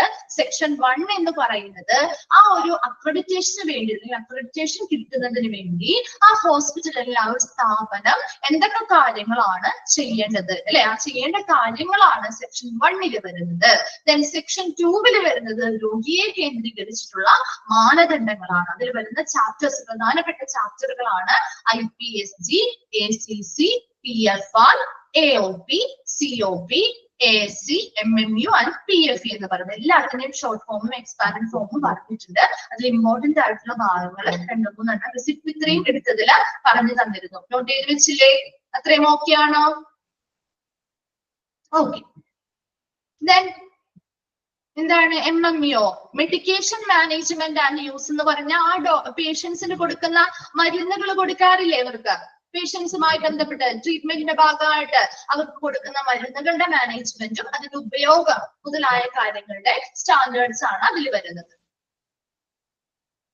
ഒരുപാട് ഡീറ്റെയിൽഡ് ആയിട്ട് നമുക്ക് ഇത് പഠിച്ചു കഴിഞ്ഞാൽ ഒരുപാടുണ്ട് കേട്ടോ. ഒരുപാട് സ്റ്റാൻഡേർഡ്സും ഒരുപാട് മെഷറബിൾ എലമെന്റ്സും ഒക്കെ ഉണ്ട്. അതൊക്കെ നമ്മളത് പഠിച്ചെടുക്കാന്ന് പറഞ്ഞാൽ നമുക്ക് ഈ ഒരു കുറച്ച് സമയം കൊണ്ട് നമുക്ക് പറ്റില്ല. നിങ്ങൾക്ക് അതിനനുസരിച്ചുള്ള ഡീറ്റെയിൽഡ് ആയിട്ടുള്ള കാര്യങ്ങളും പറഞ്ഞിട്ടില്ല. പക്ഷെ നിങ്ങൾ എന്ത് ചെയ്യണം? ഓൾറെഡി തന്നിരിക്കുന്നത് കൊണ്ട് തന്നെ അത് വായിച്ച് വെക്കണം കേട്ടോ. എന്തെങ്കിലും ഒരു എന്തെങ്കിലും ഒരു ഭാഗത്ത് ഏതെങ്കിലും ഒരു ക്വസ്റ്റ്യൻ ആണെങ്കിലും ചോദിക്കുകയാണെങ്കിൽ അത് എന്ത് ചെയ്യാൻ അറിയില്ല എന്ന് വിചാരിക്കരുത്. എവിടേക്കൊക്കെ വായിച്ചൊരു ഓർമ്മയിൽ നിങ്ങൾക്ക് എഴുതാൻ പറ്റില്ലേ? ഇമ്പോർട്ടന്റ് ആയിട്ടുള്ളത് മിസ് പറഞ്ഞിരുന്നുണ്ട്. അത് കുറച്ച് സ്ട്രെസ് ചെയ്ത് പഠിക്കാം കേട്ടോ. ഏതാണ് പ്രിയ ചോദിച്ചത്? IPSC ആണോ? International patient safety goal. International patient safety goal. Okay ആണോ? നെക്സ്റ്റ് ഭാഗത്തേക്ക് പൊക്കോട്ടെ. സെക്ഷൻ 3 എടുക്കട്ടെ. സെക്ഷൻ 3 നോക്കിയേ. Consist of health care organisation management standards. എന്താ? Health care organisation. ഇപ്പൊ നമ്മളൊരു ഹോസ്പിറ്റൽ ആണെങ്കിൽ ആ ഹോസ്പിറ്റൽ പോലെയുള്ള ആരോഗ്യ പരിചരണ സംഘടനകളുടെ മാനേജ്മെന്റുമായി ബന്ധപ്പെട്ട മാനദണ്ഡങ്ങളാണ് സെക്ഷൻ 3 വരുന്നത്. ഒരു ഹോസ്പിറ്റൽ ആണെങ്കിൽ അതിന്റെ മാനേജ്മെന്റുമായി ബന്ധപ്പെട്ടുള്ള മാനദണ്ഡങ്ങള് നോക്കിയേ. First one QPS, quality improvement and patient safety. അതൊന്ന് അണ്ടർലൈൻ ചെയ്ത് വെച്ചേ. ഇമ്പോർട്ടന്റ് ആണ് കേട്ടോ, ചോദിക്കാറുണ്ട്. Quality improvement and patient safety ആ ഒരു സ്ഥാപനത്തിന്റെ മാനേജ്മെന്റുമായി ബന്ധപ്പെട്ട മാനദണ്ഡങ്ങളാണ് പറയുന്നത് കേട്ടോ സെക്ഷൻ 3. അവിടെ ആദ്യം തന്നെ പറഞ്ഞിരിക്കുന്നത് QPS, quality improvement and patient safety. അവിടെ ആ സ്ഥാപനത്തിന്റെ ക്വാളിറ്റി അല്ലെ, ഗുണനിലവാരം ഇംപ്രൂവ് ചെയ്യുന്നതുമായി ബന്ധപ്പെട്ട് പേഷ്യൻസിന്റെ സുരക്ഷയുമായി ബന്ധപ്പെട്ട കാര്യങ്ങളാണ് QPS എന്ന് പറയുന്ന ചാപ്റ്ററിൽ വരുന്നത്. രണ്ടാമത് വരുന്നത് PCI, prevention and control of infections in ലബോറട്ടറികളിൽ ലാബുകളിലൊക്കെ പ്രിവെൻഷൻ ആൻഡ് കൺട്രോൾ ഇൻഫെക്ഷൻസ് തടയുന്നത് അല്ലെ, അത് നിയന്ത്രിക്കുന്നതുമായി ബന്ധപ്പെട്ട കാര്യങ്ങളാണ് PCI എന്ന് പറയുന്ന ചാപ്റ്ററിൽ വരുന്നത്. തേർഡ് വൺ ആണ് GLD, governance leadership and direction four hospitals and academic medical institutions. ഇങ്ങനെയുള്ള ഹെൽത്ത് കെയർ ഓർഗനൈസേഷൻസ്, ഹോസ്പിറ്റൽ ആവാം, അക്കാഡമിക് മെഡിക്കൽ ഇൻസ്റ്റിറ്റ്യൂഷൻസ് ആവാം, അതിന്റെ ഗവേണൻസ്, ഭരണവും നേതൃത്വവും ദിശയുമായി ബന്ധപ്പെട്ട കാര്യങ്ങളാണ് GLD വരുന്നത്. FMS, അത് നോട്ട് ചെയ്തോട്ടോ. FMS facility management and safety. അവിടെ കൊടുക്കുന്ന സൗകര്യങ്ങളുടെ മാനേജ്മെന്റും സുരക്ഷയുമായി ബന്ധപ്പെട്ട കാര്യങ്ങളാണ് FMS വരുന്നത്. Then fifth one ആണ് staff qualification and education, SQE, staff qualification and education. അവിടെയുള്ള ജീവനക്കാരുടെ ക്വാളിഫിക്കേഷനും എഡ്യൂക്കേഷനും അതുമായി ബന്ധപ്പെട്ട കാര്യങ്ങൾ. Then sixth one ആണ് മാനേജ്മെന്റ് ഓഫ് ഇൻഫർമേഷൻ, ഇൻഫർമേഷൻസിനെ MOI, മാനേജ്മെന്റ് ഓഫ് ഇൻഫർമേഷൻസിനെ കൃത്യമായി മാനേജ് ചെയ്യുന്നതുമായി ബന്ധപ്പെട്ട കാര്യങ്ങളാണ് 6th ചാപ്റ്ററിൽ വരുന്നത്. എന്തൊക്കെയായിരുന്നു? തേർഡ് സെക്ഷൻ 3 എന്ന് പറയുന്നത് ഒരു ഹെൽത്ത് കെയർ ഓർഗനൈസേഷന്റെ മാനേജ്മെന്റുമായി ബന്ധപ്പെട്ട മാനദണ്ഡങ്ങളാണ്. ഒരു ഹോസ്പിറ്റൽ ആണെങ്കിൽ ആ ഒരു ഹോസ്പിറ്റലിന്റെ മാനേജ്മെന്റുമായി ബന്ധപ്പെട്ട മാനദണ്ഡങ്ങൾ അല്ലെങ്കിൽ സ്റ്റാൻഡേർഡ്സ് ആണ് സെക്ഷൻ 3 പറയുന്നത്. ഫസ്റ്റ് നമ്മൾ പറഞ്ഞത് QPS ആണ്, quality improvement and patient safety. Quality മെച്ചപ്പെടുത്തുന്നതും പേഷ്യൻസിന്റെ സേഫ്റ്റിയുമായി ബന്ധപ്പെട്ട കാര്യങ്ങൾ. PCA ആകുമ്പോൾ ലബോറട്ടറി മുതലായ ഇടങ്ങളിലുള്ള ഇൻഫെക്ഷൻസിന്റെ പ്രിവെൻഷനും കൺട്രോളുമാണ് PCAയിൽ വരുന്നത്. GLD എന്ന് പറയുമ്പോൾ സ്ഥാപനവുമായി ബന്ധപ്പെട്ടുള്ള ഗവേണൻസ്, ഭരണം, അതുപോലെ ലീഡർഷിപ്പ്, നേതൃത്വം ആൻഡ് ഡയറക്ഷൻ, ദിശ മുതലായ കാര്യങ്ങളാണ് തേർഡ് വൺ GLDയിൽ വരുന്നത്. FMS എന്ന് പറയുമ്പോൾ ഫെസിലിറ്റി മാനേജ്മെന്റ് ആൻഡ് സേഫ്റ്റി. അവിടെ കൊടുക്കുന്ന സൗകര്യങ്ങളുടെ മാനേജ്മെന്റും സുരക്ഷയും ഉറപ്പാക്കുന്നതുമായി ബന്ധപ്പെട്ട കാര്യങ്ങൾ. നെക്സ്റ്റ് എന്താ ഫിഫ്ത് വൺ എന്ന് പറയുമ്പോൾ SQE ആണ്, staff qualification and education. Sixth one ആണ് MOE, എന്താ മാനേജ്മെന്റ് ഓഫ് ഇൻഫർമേഷൻസ്. വരുന്ന ഇൻഫർമേഷൻസിന്റെ കൃത്യമായ മാനേജ്മെന്റുമായി ബന്ധപ്പെട്ട കാര്യങ്ങൾ. ക്ലിയർ ആണോ സെക്ഷൻ 3? ഓക്കെ, നോട്ട് ചെയ്ത് വെച്ചോ. രണ്ടെണ്ണമാണ് മിസ് അവിടെ പറഞ്ഞത്, QPS-ഉം FMS-ഉം കേട്ടോ. ഓക്കെ, നെക്സ്റ്റ് നോക്കി section 4 includes academic medical center hospital standards. ഏതാണ് academic medical centre hospital example നമ്മൾ ഏതാ പറഞ്ഞേ? ഏതാണ് academic medical centre hospital example പറഞ്ഞത്? ഏതാ? മെഡിക്കൽ കോളേജുകൾ മുതലായ അല്ലെ മെഡിക്കൽ സ്കൂളുകളുള്ള ഹോസ്പിറ്റലുകൾ. അപ്പൊ അവരുടെ സ്റ്റാൻഡേർഡ്സ്, അവിടുത്തെ മാനേജ്മെന്റുമായി ബന്ധപ്പെട്ട മാനദണ്ഡങ്ങളാണ് സെക്ഷൻ 4 വരുന്നത്. അതിൽ ഫസ്റ്റ് രണ്ടെണ്ണം ഉള്ളൂ, രണ്ടെണ്ണം ചോദിക്കാം കേട്ടോ. രണ്ടും ഇമ്പോർട്ടന്റ് ആണ്, നോട്ട് ചെയ്ത് വെക്കാം കേട്ടോ. Medical profession education, MPE. എന്താണ് MPE? Medical profession and education. അവരുടെ മെഡിക്കൽ പ്രൊഫഷനും വിദ്യാഭ്യാസവുമായി ബന്ധപ്പെട്ട എഡ്യൂക്കേഷനുമായി ബന്ധപ്പെട്ട കാര്യങ്ങളാണ് ഒന്നാമത്തത് MPE എന്ന് പറയുന്നത്. രണ്ടാമത്തത് ഹ്യൂമൻ സബ്ജക്ട്സ് റിസർച്ച് പ്രോഗ്രാം, റിസർച്ചുമായി ബന്ധപ്പെട്ട കാര്യങ്ങളാണ് സെക്കൻഡ് ചാപ്റ്റർ വരുന്നത്. HRP, human subjects research programs, HRP. അപ്പൊ സെക്ഷൻ 4 സെക്ഷൻസ് നമ്മൾ പറഞ്ഞു. സെക്ഷൻ 1 എന്ന് പറയുന്നത് അവിടെ അക്രഡിറ്റേഷൻ കിട്ടുന്നതിന് വേണ്ടി ആ സ്ഥാപനം ചെയ്യേണ്ട കാര്യങ്ങളാണ്. രണ്ടാമത്തെ സെക്ഷൻ 2 എന്ന് പറയുന്നത് രോഗിയെ കേന്ദ്രീകരിച്ചിട്ടുള്ള മാനദണ്ഡങ്ങളാണ്. സെക്ഷൻ 3 എന്ന് പറയുന്നത് ഒരു ഹെൽത്ത് കെയർ ഓർഗനൈസേഷൻ, ഒരു ഹോസ്പിറ്റൽ ആണെങ്കിൽ ആ ഹോസ്പിറ്റലുമായി ബന്ധപ്പെട്ട മാനേജ്മെന്റുമായി ബന്ധപ്പെട്ട സ്റ്റാൻഡേർഡ്സ് അല്ലെങ്കിൽ മാനദണ്ഡങ്ങളാണ് സെക്ഷൻ 3 വന്നത്. സെക്ഷൻ 4 വന്നത് ഏതാ? അക്കാഡമിക് മെഡിക്കൽ സെന്റർ ഹോസ്പിറ്റലുകളുമായി ബന്ധപ്പെട്ട മാനദണ്ഡങ്ങൾ. ക്ലിയർ ആണോ? 4 സെക്ഷൻസും നോട്ട് ചെയ്ത് വെച്ചോ. ആ ഒരു 4 സെക്ഷനും എന്തിനെയാണ് പ്രധാനമായിട്ടും കേന്ദ്രീകരിക്കുന്നത്, ഏത് വിഭാഗത്തെയാണ് അത് നോക്കാം. അതുപോലെ തന്നെ മിസ് പറഞ്ഞിരിക്കുന്ന ഇമ്പോർട്ടന്റ് ആയിട്ടുള്ള ഭാഗങ്ങൾ കേട്ടോ. ഫസ്റ്റത്തിൽ നമ്മൾ IPSG പറഞ്ഞു, പിന്നെ ഏതാ മിസ് പറഞ്ഞിരുന്നത്? IPSG പറഞ്ഞു, ദെൻ PFR പറഞ്ഞു, ദെൻ MMU പറഞ്ഞു, PFE പറഞ്ഞു അല്ലെ. ആദ്യത്തെ 4 എണ്ണത്തില് ആദ്യത്തെ 4 എണ്ണം അല്ലേ പറഞ്ഞ ഫസ്റ്റ് സെക്ഷൻ 2 ദെൻ സെക്ഷൻ 3 പറഞ്ഞത് QPS പറഞ്ഞു, FMS പറഞ്ഞു അല്ലെ. ദെൻ സെക്ഷൻ 4 ആ രണ്ടെണ്ണവും ഇമ്പോർട്ടന്റ് ആണ് കേട്ടോ. രണ്ടെണ്ണോടും രണ്ടെണ്ണം നോക്കിയിട്ട് ഓക്കെ ആണോ? 4 സെക്ഷൻസ്. ഓക്കെ, ദെൻ നെക്സ്റ്റ് നോക്കിയേ JCA's 5th എഡിഷൻ. 2 പ്രാവശ്യം അവിടെ 5th എഡിഷൻ എന്ന് വന്നിട്ടുണ്ട് കേട്ടോ. ഒരെണ്ണം വന്നു. JCAയുടെ 5th എഡിഷനില് ഹോസ്പിറ്റൽ സ്റ്റാൻഡേർഡ്സ് അവർ പറയുന്നുണ്ടല്ലോ. നമ്മൾ പറഞ്ഞു 4 സെക്ഷൻ ആയിട്ട് തിരിച്ചു. ആ 4 സെക്ഷന്റെ ഉള്ളിലും ചാപ്റ്റേഴ്സ് ഉണ്ടാവും അല്ലെ. ആ ചാപ്റ്റേഴ്സിന്റെ ഉള്ളിൽ എന്തായിരിക്കും? സ്റ്റാൻഡേർഡ്സ് ആയിരിക്കും എന്ന് പറഞ്ഞില്ലേ? ഇപ്പൊ ഈ ഒരു JCAയുടെ ഈ 5th എഡിഷനില് മൊത്തത്തിലുള്ള സ്റ്റാൻഡേർഡ്സിന്റെ എണ്ണമാണ് ഇവിടെ പറഞ്ഞിരിക്കുന്നത്. 285 സ്റ്റാൻഡേർഡ്സ് ആണുള്ളത്. അതൊന്ന് നോട്ട് ചെയ്ത് വെച്ചാൽ 2 നമ്പേഴ്സും ഇമ്പോർട്ടന്റ് ആണ് കേട്ടോ. എത്ര സ്റ്റാൻഡേർഡ് ആണ് JCAയുടെ 5th എഡിഷനിലുള്ളത്? ആ ഒരു മൊത്തം ചാപ്റ്റേഴ്സും ഉൾപ്പെടുത്തി എത്ര സ്റ്റാൻഡേർഡ്സ് ആണുള്ളത്? 285 സ്റ്റാൻഡേർഡ്സ് ഉണ്ട് കേട്ടോ. 285 സ്റ്റാൻഡേർഡ്സ്. ഓക്കെ, അതിന് കീഴിലായിട്ട് ഈ സ്റ്റാൻഡേർഡ്സ് നമ്മൾ മിസ് പറഞ്ഞില്ലേ, സ്റ്റാൻഡേർഡ്സ് എന്ത് ചെയ്യണം? നമുക്ക് കൃത്യമായിട്ട് അളന്നെടുക്കണം അല്ലെ. കൃത്യമായിട്ട് നമുക്ക് മാർക്ക് സ്കോർ കൊടുക്കണമെങ്കിൽ അത് മെഷർ ചെയ്യണം. അതിനുവേണ്ടി സ്റ്റാൻഡേർഡ്സിന്റെ ഉള്ളിൽ 1160 മെഷറബിൾ എലമെന്റ്സ് ഉണ്ടായിരിക്കും. രണ്ടൊന്ന് നോട്ട് ചെയ്ത് വെച്ചേ. 285 സ്റ്റാൻഡേർഡ്സും 1160 മെഷറബിൾ എലമെന്റ്സുമാണുള്ളത്. ഇത് ഓരോ എഡിഷൻ കഴിയുന്നതിനനുസരിച്ച് ഈ സ്റ്റാൻഡേർഡ്സിന്റെയും ഈ മെഷറബിൾ എലമെന്റ്സിന്റെയും എണ്ണത്തിൽ വ്യത്യാസം ഉണ്ടാവും കേട്ടോ. ഇത് 5th എഡിഷനിൽ എത്രയാണെന്ന് ചോദിച്ചാൽ നിങ്ങൾ ഫാദർ ഒരു എക്സാമ്പിൾ ആയിട്ട് നിങ്ങൾക്ക് പഠിക്കാൻ പറഞ്ഞിരിക്കുന്നതാണ്.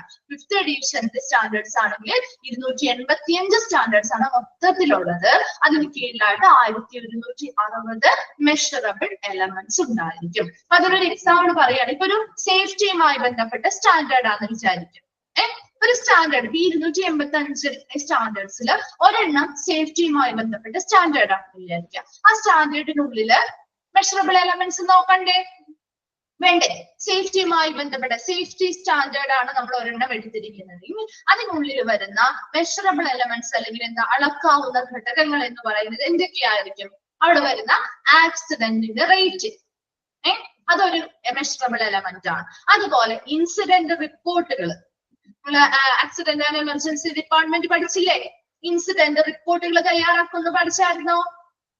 പഠിച്ചില്ലേ? ഓക്കെ. അപ്പൊ ഇൻസിഡന്റ് റിപ്പോർട്ടുകള്, ആക്സിഡന്റ് വരുന്നതിന്റെ റേറ്റ്, അതുപോലെ കംപ്ലൈന്റ്സ് വിത്ത് സേഫ്റ്റി പ്രൊസീജിയേഴ്സ്, സേഫ്റ്റിയുമായി ബന്ധപ്പെട്ട പ്രവർത്തനങ്ങളിൽ വരുന്ന കംപ്ലൈന്റുകൾ, പരാതികൾ, ഇതൊക്കെയാണ് പ്രധാനപ്പെട്ട മെഷറബിൾ എലമെന്റ്സ് എന്ന് പറയുന്നത്. സേഫ്റ്റിയുമായി ബന്ധപ്പെട്ട സ്റ്റാൻഡേർഡ്സ്, സേഫ്റ്റി സ്റ്റാൻഡേർഡ്സുമായി ബന്ധപ്പെട്ട മെഷറബിൾ എലമെന്റ്സ്. അപ്പൊ അതുപോലെ ഓരോ സ്റ്റാൻഡേർഡ്സിനുള്ളിലും ഇതുപോലെയുള്ള എലമെന്റ്സ് വെച്ചിട്ടാണ് നമ്മൾ എന്ത് ചെയ്യുന്നത്? അതിന് സ്കോർ കൊടുക്കുന്നത്. ക്ലിയർ ആയോ? അത് ഓക്കെ ആണോ? ഓക്കെ. Then next നോക്കിയേ, revision of standards. The standards will be re-examined and published at least every 3 years. എന്താ? ഓരോ 3 വർഷം കൂടുമ്പോഴും ഈ സ്റ്റാൻഡേർഡ്സ് അല്ലെങ്കിൽ ഈ മാനദണ്ഡങ്ങൾ എന്ത് ചെയ്യും? അവര് റീഎക്സാമിൻ ചെയ്യും, പുനഃപരിശോധനകൾ നടത്തി എന്ത് ചെയ്യും? മാറ്റങ്ങൾ വരുത്തി പബ്ലിഷ് ചെയ്യുന്നു. ഇത് 5th എഡിഷൻ ആണ്. അടുത്ത എഡിഷൻ വരുന്നത് എപ്പോഴായിരിക്കും? 3 വർഷം കഴിയുമ്പോൾ അല്ലെ. ആ അടുത്ത 3 വർഷം, ഓരോ 3 വർഷം കൂടുമ്പോഴും അവരെന്ത് ചെയ്യും? ഈ മാനദണ്ഡങ്ങള് ഒന്നുകൂടി പുനഃപരിശോധനകൾ നടത്തി മാറ്റങ്ങൾ വരുത്തി എന്ത് ചെയ്യും? വീണ്ടും പബ്ലിഷ് ചെയ്യും. 3 വർഷം കൂടുമ്പോഴാണ് എന്ത് JCAയുടെ സ്റ്റാൻഡേർഡ്സ് റീഎക്സാമിൻ ചെയ്ത് അവർ അടുത്ത പബ്ലിഷിംഗ് നടത്തുന്നത് കേട്ടോ. നാബിലാകുമ്പോഴോ പഠിച്ചിരുന്നോ നാബിലിന്റെ കാര്യം? പഠിച്ചിരുന്നോ? ഓക്കെ. ഇല്ലെങ്കിൽ നമുക്ക് നാബ് പഠിക്കുമ്പോ പറയാം കേട്ടോ. നോക്കിയേ, JCA സർവേ മെത്തഡോളജി. ഇനി JCAയുടെ 5 വർഷം എന്നാണോ പഠിച്ച വിദ്യ? 4 4 വർഷം കൂടുമ്പോഴല്ലേ? 5 എന്നാണോ നിങ്ങൾ നാബില് പഠിച്ചേ? 4 വർഷം കൂടുമ്പോഴല്ലേ നാബില് അല്ലേ? എങ്ങനെയാണ് മിസ് പറഞ്ഞത്? എത്ര വർഷം എന്നാ? 5 വർഷം എന്നാണോ പറഞ്ഞത്? ഓക്കെ. ഓക്കെ, നമുക്ക് ഇവിടെ 4 എന്നാണ് കൊടുത്തിരിക്കുന്നത് കേട്ടോ. ഓരോ 4 വർഷം കൂടുമ്പോഴെന്നാണ് പറയാറ് കേട്ടോ. ഓക്കെ, അതൊന്ന് നോക്കിയിട്ട് ചെക്ക് ചെയ്യാം കേട്ടോ. നെക്സ്റ്റ് ക്ലാസ്സിൽ ചെക്ക് ചെയ്തിട്ട് പറയാം കേട്ടോ. കൺഫേം ആക്കാം ഏതാണെന്നുള്ളത്. ഓക്കെ. നോക്കിയേ, JCA സർവേ മെത്തഡോളജി എന്താണ്? JCAയുമായി ബന്ധപ്പെട്ട് അപ്പൊ ഇവര് വെറുതെ അക്രഡിറ്റേഷൻ കൊടുക്കില്ലല്ലോ അല്ലെ. അവർ കൃത്യമായിട്ട് ആ സ്ഥാപനത്തെ വിലയിരുത്തി അവിടുത്തെ കാര്യങ്ങളെല്ലാം എന്ത് ചെയ്യും? അസസ് ചെയ്യും. വിലയിരുത്തിയിട്ടാണ് അവർ എന്ത് ചെയ്യുന്നത്? അവർ ആ ഒരു അക്രഡിറ്റേഷൻ കൊടുക്കുന്നത്. അപ്പൊ അതിന് വേണ്ടിയിട്ട് എന്താണ് JCA സർവേ മെത്തേഡ്സ് ചെയ്യുന്നു. സർവേ മെത്തേഡുകളിലൂടെയാണ് അവർ എന്ത് ചെയ്യുന്നത്? അക്രഡിറ്റേഷൻ കൊടുക്കുന്നത്. അതിനു വേണ്ടി തെറോ സർവേ പ്രോസസ് ബിക്കം ഓപ്പറേഷണൽ. ഒരു സർവേ പ്രക്രിയ പ്രവർത്തനക്ഷമമാക്കണമെങ്കിൽ അവിടെ എന്തുണ്ടായിരിക്കണം? ഒരു ടിപ്പിക്കൽ സർവേ ടീം ഉണ്ടായിരിക്കും അല്ലെ. ഇപ്പൊ സർവേ നടത്തണമെങ്കിൽ അവിടെ ഒരു സർവേ ടീം വേണ്ടേ? അതൊന്നാണ് റിലീൻ ചെയ്തിട്ട് ആരാണ് ആ സർവേ ടീമിലുള്ള ആളുകൾ എന്ന്? Typical survey team include A physician, ഒരു ഫിസിഷ്യൻ ഉണ്ടാവും, A nurse and an administrator. നോക്കിയേ, ഒരു typical survey team JCA survey എടുക്കുമ്പോ ആ സർവേ ടീമിൽ ആരൊക്കെയാണ് ഉണ്ടാവുന്നത്? ഒരു ഫിസിഷ്യൻ ഉണ്ടാവും, ഒരു നഴ്സ് ഉണ്ടാവും, ഒരു അഡ്മിനിസ്ട്രേറ്റർ ഉണ്ടായിരിക്കും. ഇനി ഇവരെയാണ് നമ്മുടെ സർവേയേഴ്സ് എന്ന് പറയുന്നത് അല്ലെ. നമ്മുടെ വീടുകളിലെ സർവേ എടുക്കാൻ വരാറില്ലേ? ആളുകള് സർവേക്ക് എടുക്കാൻ വേണ്ടി വരാറില്ലേ? അതുപോലെ തന്നെ ഇവരൊരു ടീമായി നിന്ന് ഒരു സർവേയേഴ്സ് ആയിട്ട് നിന്നാണ് എന്ത് ചെയ്യുന്നത്, സർവേകൾ എടുക്കുന്നത്. The surveyors assess various units within an organization and discuss their findings. ഇവരെന്ത് ചെയ്യുന്നു, ആ സ്ഥാപനത്തിലെ വിവിധ വിഭാഗങ്ങൾ അല്ലെങ്കിൽ വിവിധ യൂണിറ്റുകൾ ഉണ്ടാവുമല്ലോ. ആ ഒരു ഹോസ്പിറ്റൽ ആണെങ്കിൽ അവിടെ ഒരുപാട് ഡിപ്പാർട്ട്മെന്റ്സ് യൂണിറ്റുകൾ ഉണ്ട് അല്ലെ. അങ്ങനെയുള്ള ഓരോ വിവിധ ഡിപ്പാർട്ട്മെന്റുകൾ അല്ലെങ്കിൽ യൂണിറ്റുകൾ എന്ത് ചെയ്യും, അവര് അസസ് ചെയ്യും, വിലയിരുത്തുകയും അവരുടെ എന്താണ് ഡിസ്കസ് ദിയർ ഫൈൻഡിങ്സ്, അവരുടെ കണ്ടെത്തലുകൾ എന്ത് ചെയ്യുന്നു, ചർച്ച ചെയ്യുകയും ചെയ്യുന്നു. ഈ സർവേയേഴ്സ് ഒരു ടീമായിട്ടാണ് അവർ സർവേ ചെയ്യാൻ പോകുന്നത്. അതിൽ ഒരു ഫിസിഷ്യൻ ഉണ്ടാവും, നേഴ്സ് ഉണ്ടാവും, അഡ്മിനിസ്ട്രേറ്റർ ഉണ്ടാവും. ഇവരെന്ത് ചെയ്യും, ഈ സർവേയേഴ്സ് ആ സ്ഥാപനത്തിലെ വിവിധ യൂണിറ്റുകളിലെ എന്ത് ചെയ്യുന്നു, അസസ് ചെയ്യും, വിലയിരുത്തുകയും അവരുടെ ഫൈൻഡിങ്സ് അല്ലെങ്കിൽ കണ്ടെത്തലുകൾ ചർച്ച ചെയ്യുകയും ചെയ്യുന്നു. Surveys conduct A complete system analysis on integration and coordination of care process. ഇനി ഈ ഒരു സ്ഥാപനത്തിൽ നടക്കുന്ന കെയർ പ്രോസസ്, പരിചരണ പ്രക്രിയ എത്രത്തോളം ഇന്റഗ്രേഷൻ ഉണ്ട്, അതിൽ എത്രത്തോളം സംയോജിച്ചാണ് അവർ ചെയ്യുന്നത്, എത്രത്തോളം കോർഡിനേഷൻ ഏകോപനത്തോടു കൂടിയാണ് അവർ ചെയ്യുന്നത്. അങ്ങനെ ഒരു കംപ്ലീറ്റ് സിസ്റ്റം അനാലിസിസ് അല്ലെങ്കിൽ മൊത്തത്തിൽ പൂർണ്ണമായിട്ട് അവരെന്ത് ചെയ്യുന്നു, വിശകലനം ചെയ്യാൻ സാധിക്കുന്നു. ഇങ്ങനെ ഒരു സർവേ നടത്തുന്നതിലൂടെ അവർക്ക് എന്ത് ചെയ്യാൻ പറ്റും, പൂർണ്ണമായിട്ട് അത് വിശകലനം ചെയ്യാനായിട്ട് സാധിക്കും. ഈ 3 പേരും അവരുടെ ആ ഒരു ടീമായിട്ട് നിന്നുകൊണ്ടാണ് അവിടെ പ്രവർത്തിക്കുന്നത്. ഇങ്ങനെയുള്ള സർവേയേഴ്സ് ആ സ്ഥാപനത്തിൽ ചെല്ലുകയും ആ സ്ഥാപനത്തിന്റെ വിവിധ യൂണിറ്റുകളെ പരിശോധിച്ച് വിലയിരുത്തുകയും അതിനനുസരിച്ച് അവരെന്ത് ചെയ്യും, അവരുടെ കണ്ടെത്തലുകൾ അങ്ങോട്ടും ഇങ്ങോട്ടും എന്ത് ചെയ്യും, ചർച്ച ചെയ്യും. അങ്ങനെ ചർച്ച ചെയ്യുന്നതിലൂടെ ആ ഒരു സ്ഥാപനത്തിലെ പരിചരണ പ്രക്രിയ എത്രത്തോളം സംയോജിതമായിട്ട് ഇന്റഗ്രേറ്റഡ് ആയിട്ടാണ് അവർ ചെയ്യുന്നത്, എത്രത്തോളം കോർഡിനേഷൻ അല്ലെങ്കിൽ ഏകോപനത്തോടു കൂടിയാണ് അവർ ചെയ്യുന്നത് എന്നതിനെ കുറിച്ചുള്ള ഒരു മൊത്തത്തിലുള്ള ഒരു കംപ്ലീറ്റ് സിസ്റ്റം, മൊത്തത്തിലുള്ള ഒരു വിശകലനം അവർക്ക് ഇതുവഴി നടക്കുന്നു. ഇതുവഴി എന്താണ്, ആ ഒരു മൊത്തത്തിൽ വിശകലനം ചെയ്ത്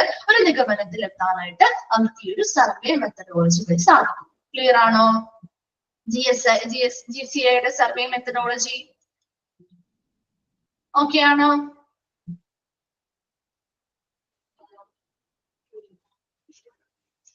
ഓക്കെ.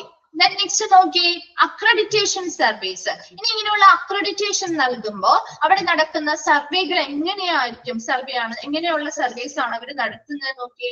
ഫസ്റ്റ് വൺ ആണ് interview with staff and patients and their verbal information. ആദ്യം അവർ എന്താ ചെയ്യുന്നത്, എന്ത് സർവേ എടുക്കുന്നത്, ആദ്യം എന്താ ചെയ്യാ, ആ ഒരു സ്ഥാപനത്തിലുള്ള സ്റ്റാഫുകൾ അല്ലെ, അവിടുത്തെ ജീവനക്കാരോടും പേഷ്യൻസിനോടൊക്കെ എന്ത് ചെയ്യുന്നു, ഇന്റർവ്യൂ നടത്തുന്നു, അഭിമുഖം നടത്തി അതർ വെർബൽ ഇൻഫർമേഷൻ, മറ്റ് വാക്കാലുള്ള വിവരങ്ങളൊക്കെയാണ് ആദ്യം അവർ എന്ത് ചെയ്യുന്നത്, സർവേകളിലൂടെ കളക്ട് ചെയ്യുന്നത്. അപ്പൊ പല രീതിയിലുള്ള സർവേകൾ നടത്തും. അതിൽ ഒന്നാമത്തെ സർവേ നടത്തുന്ന ഒന്നാമത്തെ മെത്തേഡ് എങ്ങനെയാണ്, അവർ നേരിട്ട് അവിടെ ഹോസ്പിറ്റലിൽ ചെന്ന് അവരുടെ സ്റ്റാഫുകളോടും അവിടെയുള്ള പേഷ്യൻസിനോടും ഇന്റർവ്യൂസ് നടത്തുകയാണ്, അഭിമുഖങ്ങൾ നടത്തുകയും വാക്കാലുള്ള ഇൻഫർമേഷൻസ് അല്ലെങ്കിൽ വിവരങ്ങളൊക്കെ കളക്ട് ചെയ്യുകയും ചെയ്യും. ക്ലിയർ ആണോ അത്?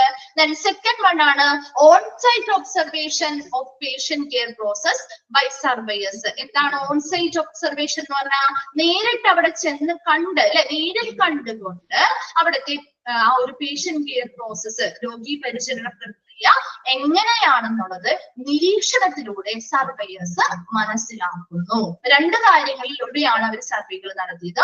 ഒന്നാമത്തെ കാര്യം നമ്മൾ പറഞ്ഞ എന്താ, അവിടെയുള്ള സ്റ്റാഫുകളോടും പേഷ്യൻസിനോടും അഭിമുഖങ്ങൾ നടത്തി അവരിൽ നിന്ന് വാക്കാലുള്ള ഇൻഫർമേഷൻസ് അല്ലെങ്കിൽ വിവരങ്ങൾ എന്ത് ചെയ്യുന്നു, മനസ്സിലാക്കുന്നു, അല്ലെങ്കിൽ അവിടെ വിവരങ്ങൾ ശേഖരിക്കുന്നു. രണ്ടാമതായിട്ട് onsite observation of patient care process by surveyors. നേരിൽ കണ്ടുകൊണ്ട് അല്ലെ, ആ ഒരു സ്ഥാപനത്തിൽ നേരിൽ ചെന്ന് നേരിൽ കണ്ട് അവിടുത്തെ രോഗി പരിചരണ പ്രക്രിയ എങ്ങനെയാണ് നടക്കുന്നത് എന്ന സർവേയേഴ്സ് നേരിൽ കണ്ട് നിരീക്ഷിച്ച് മനസ്സിലാക്കുന്നു. മൂന്നാമതായിട്ട് policies, procedures, clinical practice guidelines and other documents provided by the organization. ആ ഒരു സ്ഥാപനം നൽകിയിട്ടുള്ള നയങ്ങള്, നടപടിക്രമങ്ങള്, ക്ലിനിക്കൽ പ്രാക്ടീസുമായി ബന്ധപ്പെട്ട മാർഗനിർദ്ദേശങ്ങള്, മറ്റ് ഡോക്യുമെന്റ്സ് മുതലായ കാര്യങ്ങളെല്ലാം ഈ സർവേയേഴ്സ് കൃത്യമായിട്ട് പരിശോധിച്ച് വിശകലനം ചെയ്യുന്നു. അപ്പൊ 3 മെത്തേഡിലൂടെയാണ് ഒരു സർവേ നടത്തുന്നത്. ഒന്നാമതായിട്ട് അവർ എന്ത് ചെയ്യും? സ്റ്റാഫും പേഷ്യൻസിനോടും ഇന്റർവ്യൂസ് നടത്തി വെർബൽ ആയിട്ടുള്ള ഇൻഫർമേഷൻസ് കളക്ട് ചെയ്യും. രണ്ടാമതായിട്ട് നേരിട്ട് ചെന്ന് അല്ലെ നേരിൽ കണ്ടുകൊണ്ട് നിരീക്ഷിച്ച് എന്ത് ചെയ്യുന്നു? അവിടുത്തെ രോഗി പരിചരണ പ്രക്രിയ എങ്ങനെയാണെന്ന് സർവേയേഴ്സ് വിലയിരുത്തുന്നു. മൂന്നാമതായിട്ട് ആ ഓർഗനൈസേഷനിൽ ആ സ്ഥാപനം നൽകുന്ന പോളിസികള്, നയങ്ങള്, നടപടിക്രമങ്ങള്, മാർഗനിർദ്ദേശങ്ങള്, മറ്റു ഡോക്യുമെന്റ്സ് മുതലായവ ഈ സർവേസ് പരിശോധിച്ചുകൊണ്ട് എന്ത് ചെയ്യുന്നു? കാര്യങ്ങൾ വിലയിരുത്തുന്നു. ക്ലിയർ ആണോ? അക്രഡിറ്റേഷൻ സർവേ നടത്തുന്നത് എങ്ങനെയാണെന്നുള്ളത് ഓക്കെ ആണോ? എന്താണ് ഒരു റെസ്പോൺസ് ഇല്ലാതിരിക്കുന്നേ? ഓക്കെ ആണോ? ഓക്കെ. നെക്സ്റ്റ് നോക്കി.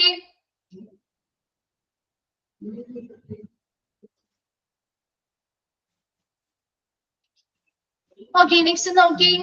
Scoring the survey result. ഇനി സർവേ ഫലങ്ങൾ ഇവർ എന്ത് ചെയ്യും? സ്കോർ ചെയ്യും അല്ലെ. സർവേ കഴിഞ്ഞ് കഴിഞ്ഞാൽ എന്ത് ചെയ്യണം? ഓരോ സ്റ്റാൻഡേർഡ്സ് കാര്യമായിട്ട് കൃത്യമായിട്ട് അവർ ചെയ്യുന്നുണ്ടെങ്കിൽ അവർക്ക് മാർക്ക് സ്കോർ കൊടുക്കണം അല്ലെ. ആ സ്കോറിനനുസരിച്ചാണ് അവർക്ക് അക്രഡിറ്റേഷൻ ലഭ്യമാകുന്നത് അല്ലെ. നോക്കി, അപ്പോ സ്കോറിംഗ് ദ സർവേ റിസൾട്ട്, ആ സർവേ ഫലങ്ങള് സ്കോർ ചെയ്യുകയാണ് ചെയ്യുന്നത്. അതിൽ ഒന്നാമതായി പറയുന്നത് each standard must contain A scoring of at least 5. അപ്പൊ അവിടെ ആ ഒരു എന്താണ് അക്രഡിറ്റേഷൻ കിട്ടണമെങ്കിൽ, ലഭ്യമാകണമെങ്കിൽ അവിടെ ഓരോ സ്റ്റാൻഡേർഡിനും കുറഞ്ഞത് എത്ര മാർക്കെങ്കിലും വേണം? എത്ര സ്കോർ ഉണ്ടായിരിക്കണം എന്ന് പറഞ്ഞേ? കുറഞ്ഞത് അറ്റ്ലീസ്റ്റ് 5 സ്കോറെങ്കിലും ഉണ്ടായിരിക്കണം. ഓരോ സ്റ്റാൻഡേർഡിനുമാണ് പറയുന്നത്. ഓരോ സ്റ്റാൻഡേർഡിനും അറ്റ്ലീസ്റ്റ് എത്രയാണ്? കുറഞ്ഞത് 5 സ്കോറെങ്കിലും ഉണ്ടായിരിക്കണം. Then ഓരോ chapter, each chapter must have A score of at least 8. ഓരോ ചാപ്റ്ററിനും എത്ര സ്കോറെങ്കിലും ഉണ്ടായിരിക്കണം എന്ന് പറഞ്ഞേ? അറ്റ്ലീസ്റ്റ് ഒരു 8 സ്കോറെങ്കിലും ഉണ്ടായിരിക്കണം. And all standards must together average for at least 9. ഇനി എല്ലാ സ്റ്റാൻഡേർഡും കൂടി നോക്കുമ്പോൾ അതിന്റെ ആവറേജ് എന്ന് പറയുന്നത്, ടോട്ടൽ ആവറേജ് എന്ന് പറയുന്നത് എത്രയും വരണം? അറ്റ്ലീസ്റ്റ് 9 ഉണ്ടായിരിക്കണം. And ലാസ്റ്റ് പറയുന്നത് all measurable elements are averaged to obtain the score for the standard. അല്ലെ, നമ്മൾ ഓൾറെഡി നേരത്തെ പറഞ്ഞതാണ്, ഒരു സ്റ്റാൻഡേർഡ് സ്കോർ കിട്ടണമെങ്കിൽ അതിനുള്ളിലുള്ള എല്ലാ മെഷറബിൾ എലമെന്റ്സും ആവറേജ് ആയിരിക്കണം. അപ്പൊ സ്കോറിംഗ് ദ സർവേ റിസൾട്ട് എങ്ങനെയാണ് സ്കോർ നടത്തുന്നത്? എപ്പോഴും ഒരു സ്റ്റാൻഡേർഡ്, ഓരോ സ്റ്റാൻഡേർഡിനും അറ്റ്ലീസ്റ്റ് എത്ര സ്കോറെങ്കിലും വേണം എന്ന് പറയുന്നേ? എത്ര സ്കോർ വേണം? ഓരോ സ്റ്റാൻഡേർഡിനും അറ്റ്ലീസ്റ്റ് 5 സ്കോറെങ്കിലും ഉണ്ടായിരിക്കും. എന്നാൽ മാത്രമേ അവർ അതിലേക്ക് അക്രഡിറ്റേഷന് വേണ്ടി വരെ പരിഗണിക്കുള്ളൂ. 5 സ്കോറെങ്കിലും എന്താണ്? ഓരോ സ്റ്റാൻഡേർഡിനും അറ്റ്ലീസ്റ്റ് 5 സ്കോറെങ്കിലും അവർക്ക് ഉണ്ടായിരിക്കണം. ഇനി ഓരോ ചാപ്റ്റർ വൈസ് ആണ് നോക്കുന്നത്. ഒരു ചാപ്റ്ററിന് അറ്റ്ലീസ്റ്റ് അവർക്ക് എത്ര സ്കോർ ഉണ്ടായിരിക്കണം? 8 സ്കോർ ഉണ്ടായിരിക്കണം. അതുപോലെ ഇനി എല്ലാ സ്റ്റാൻഡേർഡ്സും എടുത്ത് അതിന്റെ ടോട്ടൽ ആവറേജ് നോക്കുമ്പോൾ അറ്റ്ലീസ്റ്റ് എത്ര സ്കോർ ഉണ്ടാവണം? 9 ഉണ്ടാകണം. ഇനി ഒരു ആവറേജ് നമ്മൾ എന്താണ്, ഒരു സ്റ്റാൻഡേർഡിന്റെ ഒരു മാർക്ക് കിട്ടണമെങ്കിൽ, സ്റ്റാൻഡേർഡിന് സ്കോർ വേണമെങ്കിൽ, എന്താണ് ലഭിക്കണമെങ്കിൽ അതിനുള്ളിലുള്ള മെഷറബിൾ എലമെന്റ്സ് എങ്ങനെയായിരിക്കണം? ആവറേജ് ആയിരിക്കണം. ഒരു സ്റ്റാൻഡേർഡിന് സ്കോർ കിട്ടണമെങ്കിൽ നമ്മൾ അതിനുള്ളിലുള്ള മെഷറബിൾ എലമെന്റ്സ് ആണ് നോക്കുന്നത് അല്ലെ. ആ മെഷറബിൾ എലമെന്റ്സിന്റെ എല്ലാം ആവറേജ് ആയിരിക്കും എപ്പോഴും എന്ത്? സ്റ്റാൻഡേർഡിന് സ്കോർ ലഭ്യമാക്കുന്നത്. All measurable elements are average to obtain the score for the standard. ആ മെഷറബിൾ എലമെന്റ്സ് എല്ലാം എന്താ? ആവറേജ് ആണെങ്കിൽ അതിന്റെ ആവറേജ് എടുത്തുകൊണ്ടാണ് നമ്മൾ സ്റ്റാൻഡേർഡിന്റെ സ്കോർ എന്ത് ചെയ്യുന്നത്? സെറ്റ് ചെയ്യുന്നത്, ലഭിക്കുന്നത്. ക്ലിയർ ആണോ? ആ ഒരു 4 എണ്ണം ഓക്കെ ആണോ? ജസ്റ്റ് നിങ്ങൾ മനസ്സിലാക്കി വെച്ചാൽ മതി. ആ സ്കോർ കാര്യങ്ങളൊന്നും ചോദിക്കാറില്ല കേട്ടോ. ജസ്റ്റ് നിങ്ങൾക്ക് മനസ്സിലാവാൻ വേണ്ടിയിട്ട് പറയുന്നതാണ്. സ്റ്റാൻഡേർഡിനാണെങ്കിൽ അറ്റ്ലീസ്റ്റ് 5 മാർക്ക് സ്കോർ ഉണ്ടാവണം. ചാപ്റ്ററിനാവുമ്പോൾ അത് 8, അറ്റ്ലീസ്റ്റ് 8 വേണം. അതുപോലെ എല്ലാ സ്റ്റാൻഡേർഡ്സിന്റെയും ആവറേജ് എടുക്കുമ്പോൾ അവിടെ 9 ആയിരിക്കണം സ്കോർ വരേണ്ടത്. മിനിമം ആണ് പറയുന്നത്. അറ്റ്ലീസ്റ്റ് അത്രയെങ്കിലും വേണം. അതിൽ കുറവാണെങ്കിൽ അവിടെ പരിഗണിക്കില്ല അവര് കേട്ടോ. നെക്സ്റ്റ് എന്താ? ഈ സ്റ്റാൻഡേർഡിന് സ്കോർ ലഭിക്കണമെങ്കിൽ അതിനുള്ളിൽ വരുന്ന എല്ലാ മെഷറബിൾ എലമെന്റ്സും ആവറേജ് ആയിരിക്കണം. ക്ലിയർ ആണോ അത്? നെക്സ്റ്റ് ഭാഗത്തേക്ക് പോട്ടെ. ഓക്കെ, നെക്സ്റ്റ് എന്താ? Scoring survey result. ഒരു സർവേ റിസൾട്ട് നമ്മൾ സ്കോർ ചെയ്യുന്നത് എങ്ങനെയാണ്? ഈച്ച് മെഷറബിൾ എലമെന്റ്സ് സ്കോർ ചെയ്യും അല്ലെ. ഓരോ മെഷറബിൾ എലമെന്റ്സും സ്കോർ ചെയ്തിട്ടല്ലേ, മാർക്ക് ഇട്ടിട്ടല്ലേ നമ്മൾ അതിന്റെ സ്കോർ കണക്ട് ആക്കുന്നത് അല്ലെ? ഏറ്റവും ബേസിക് ആയിട്ട് വരുന്നത് മെഷറബിൾ എലമെന്റ്സ് ആണ്. അത് കൃത്യമായിട്ട് നോക്കിയാണ് നമ്മൾ ഓരോ സ്റ്റാൻഡേർഡിനും സ്കോറുകൾ ലഭിക്കുന്നത് അല്ലെ? നമ്മൾ നേരത്തെ പറഞ്ഞ കാര്യമാണ്. നോക്കിയതില് അത് മാത്രം ഒന്ന് നോക്കി വെച്ചേക്കട്ടോ. എല്ലാ കാര്യങ്ങളും നല്ല രീതിയിൽ എല്ലാ സ്റ്റാൻഡേർഡ്സും കാര്യങ്ങളും അല്ലെങ്കിൽ എല്ലാ മെഷറബിൾ എലമെന്റ്സും ഉണ്ട്. എല്ലാ കാര്യങ്ങളും നിറവേറ്റുന്നുണ്ടെങ്കിൽ അതിന് എത്ര സ്റ്റാൻഡേർഡ്, എത്ര മാർക്ക് കൊടുക്കാം, എത്ര സ്കോർ കൊടുക്കാം? 10 സ്കോർ കൊടുക്കാം. എല്ലാ കാര്യങ്ങളും നിറവേറ്റുന്നുണ്ടെങ്കിൽ 10 സ്കോർ കൊടുക്കാം. ഇനി പാർഷ്യലി മെറ്റ് എന്ന് പറയുന്നത് ഭാഗികമായിട്ടാണ് അത് നിറവേറ്റുന്നതെങ്കിൽ അതിന് എത്ര സ്കോർ കൊടുക്കാം? 5 സ്കോർ കൊടുക്കാം. ആ നോട്ട് മെറ്റ് ഒരു കാര്യങ്ങളും നമ്മൾ ഇവരെന്ത് ചെയ്യുന്നില്ല, നമുക്ക് യോജിക്കുന്നില്ല, അല്ലെങ്കിൽ ഒരു കാര്യങ്ങളും ചെയ്യുന്നില്ല എങ്കിൽ എന്താ? 0 ആണ് സ്കോർ വരുന്നത്. അപ്പൊ നമ്മൾ അവിടുത്തെ ഓരോ മെഷറബിൾ എലമെന്റ്സിനെയും സ്കോർ ചെയ്തുകൊണ്ടാണ് നമ്മൾ ഈ ഒരു സ്കോറിംഗ് നൽകുന്നത്. അപ്പൊ അതിലെ എല്ലാ കാര്യങ്ങളും നിറവേറ്റുന്നുണ്ട്, ഓക്കെ ആണെന്നുണ്ടെങ്കിൽ നമുക്ക് 10 സ്കോർ കൊടുക്കാം അതിന്. ഇനി ഭാഗികമായിട്ടാണെങ്കിൽ അതിന് 5 സ്കോർ ആണ് കൊടുക്കാൻ പാടുള്ളൂ. ഒന്നും തന്നെ ചെയ്യാൻ എന്തിന് നിറവേറ്റുന്നില്ല എങ്കിൽ അതിന് 0 ആയിരിക്കണം സ്കോർ കൊടുക്കേണ്ടത്. ക്ലിയർ ആണല്ലോ? Then all standards are average to obtain the score of the chapter. ഇനി നമ്മൾ പറഞ്ഞു മെഷറബിൾ എലമെന്റ്സിന്റെ ആവറേജ് എടുത്താൽ എന്താ കിട്ടുക? മെഷറബിൾ എലമെന്റ്സിന്റെ ആവറേജ് എടുത്ത് എന്താ കിട്ടുക? ഇനി താഴേന്ന് മുകളിലേക്ക് പോവാം. മെഷറബിൾ എലമെന്റ്സിന്റെ ആവറേജ് എടുത്ത് ഏത് കിട്ടുന്ന നമ്മൾ പറഞ്ഞേ? വെരി ഗുഡ്, സ്റ്റാൻഡേർഡ് കിട്ടും എന്ന് പറഞ്ഞു അല്ലെ? ഈ സ്റ്റാൻഡേർഡിന്റെ ആവറേജ് എടുത്ത് എന്ത് കിട്ടും? സ്റ്റാൻഡേർഡിന്റെ ആവറേജ് എടുത്ത് എന്തായിരിക്കും കിട്ടുക? സ്റ്റാൻഡേർഡിന്റെ മുകളിൽ ഏതാ? വെരി ഗുഡ്, ചാപ്റ്ററിന്റെ സ്കോർ കിട്ടും അല്ലെ? ഇനി ചാപ്റ്ററിന്റെ ആവറേജ് എടുത്ത് എന്തായിരിക്കും കിട്ടുക? ഓവറോൾ സ്കോർ ആയിരിക്കും കിട്ടുക. ക്ലിയർ ആയോ? അപ്പൊ മെഷറബിൾ എലമെന്റ്സിന്റെ ആവറേജ് എടുത്താൽ നമുക്ക് സ്റ്റാൻഡേർഡിന്റെ സ്കോർ കിട്ടും. ഇനി സ്റ്റാൻഡേർഡിന്റെ ആവറേജ് എടുത്താൽ നമുക്ക് അതിന് മുകളിലുള്ള ചാപ്റ്ററിന്റെ സ്കോർ കിട്ടും. ഇനി ചാപ്റ്ററിന്റെ ആവറേജ് എടുത്താൽ നമുക്ക് അവിടെ എന്ത് കിട്ടും? ഓവറോൾ സ്കോർ കിട്ടുന്നു. ക്ലിയർ ആണോ? ഓക്കെ ആണോ? എല്ലാവർക്കും അത് ക്ലിയർ ആയോ?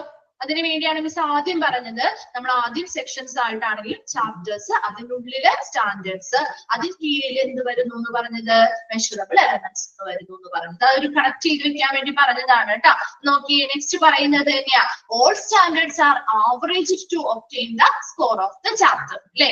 ഇമ്പോർട്ടന്റ് അല്ല കേട്ടോ, നിങ്ങൾ ജസ്റ്റ് ഒന്ന് വായിച്ച് മനസ്സിലാക്കി വെച്ചാൽ മതി. ഈ ഭാഗത്ത് നിന്ന് അങ്ങനെ ക്വസ്റ്റ്യൻ ചോദിച്ചു കണ്ടിട്ടില്ല കേട്ടോ, ചോദിക്കാറില്ല. ജസ്റ്റ് നിങ്ങളൊന്ന് വായിച്ച് മനസ്സിലാക്കി വെച്ചാൽ മതി കേട്ടോ. ഓക്കെ, നോക്കിയേ, എല്ലാ സ്റ്റാൻഡേർഡ്സും ഒരു ചാപ്റ്ററുടെ സ്കോർ കിട്ടണമെങ്കിൽ എന്തായിരിക്കണം? എല്ലാ സ്റ്റാൻഡേർഡ്സും നമ്മൾ എന്ത് ചെയ്യണം? ആവറേജ് ആയിരിക്കണം അല്ലെ? സ്റ്റാൻഡേർഡിന്റെ ആവറേജ് എടുക്കുന്നത് വഴി നമുക്ക് ചാപ്റ്ററിന്റെ സ്കോർ കിട്ടുന്നു. ഇനി all chapters are average to obtain the overall score. ആ ഓവറോൾ സ്കോർ അല്ലെങ്കിൽ മൊത്തത്തിലുള്ള ആ ഒരു സ്കോർ ലഭിക്കണമെങ്കിൽ ഈ ചാപ്റ്റേഴ്സിന്റെ ആവറേജ് എടുക്കണം. ക്ലിയർ ആണോ അത്? ഓക്കെ അല്ലേ? ഓക്കെ, നമ്മുടെ JC എന്ന് പറയുന്ന ആ ഒരു ഇത് കഴിഞ്ഞു കേട്ടോ. ആ ഒരു സ്ഥാപനത്തെ കുറിച്ചുള്ള കാര്യങ്ങൾ കഴിഞ്ഞു. അത്രയും കാര്യങ്ങൾ ഉണ്ടായിരുന്നുള്ളൂ. ബുദ്ധിമുട്ടില്ലല്ലോ, നമുക്ക് പഠിക്കാവുന്ന കാര്യമല്ലേ? എന്താണ് ജംഷീൻ, എന്തെങ്കിലും ഡൗട്ട്സ് ചോദിച്ചാണോ?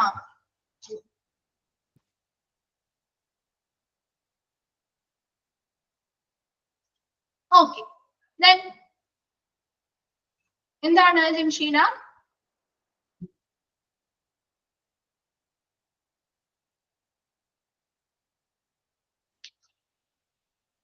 എന്താണ് കാര്യം?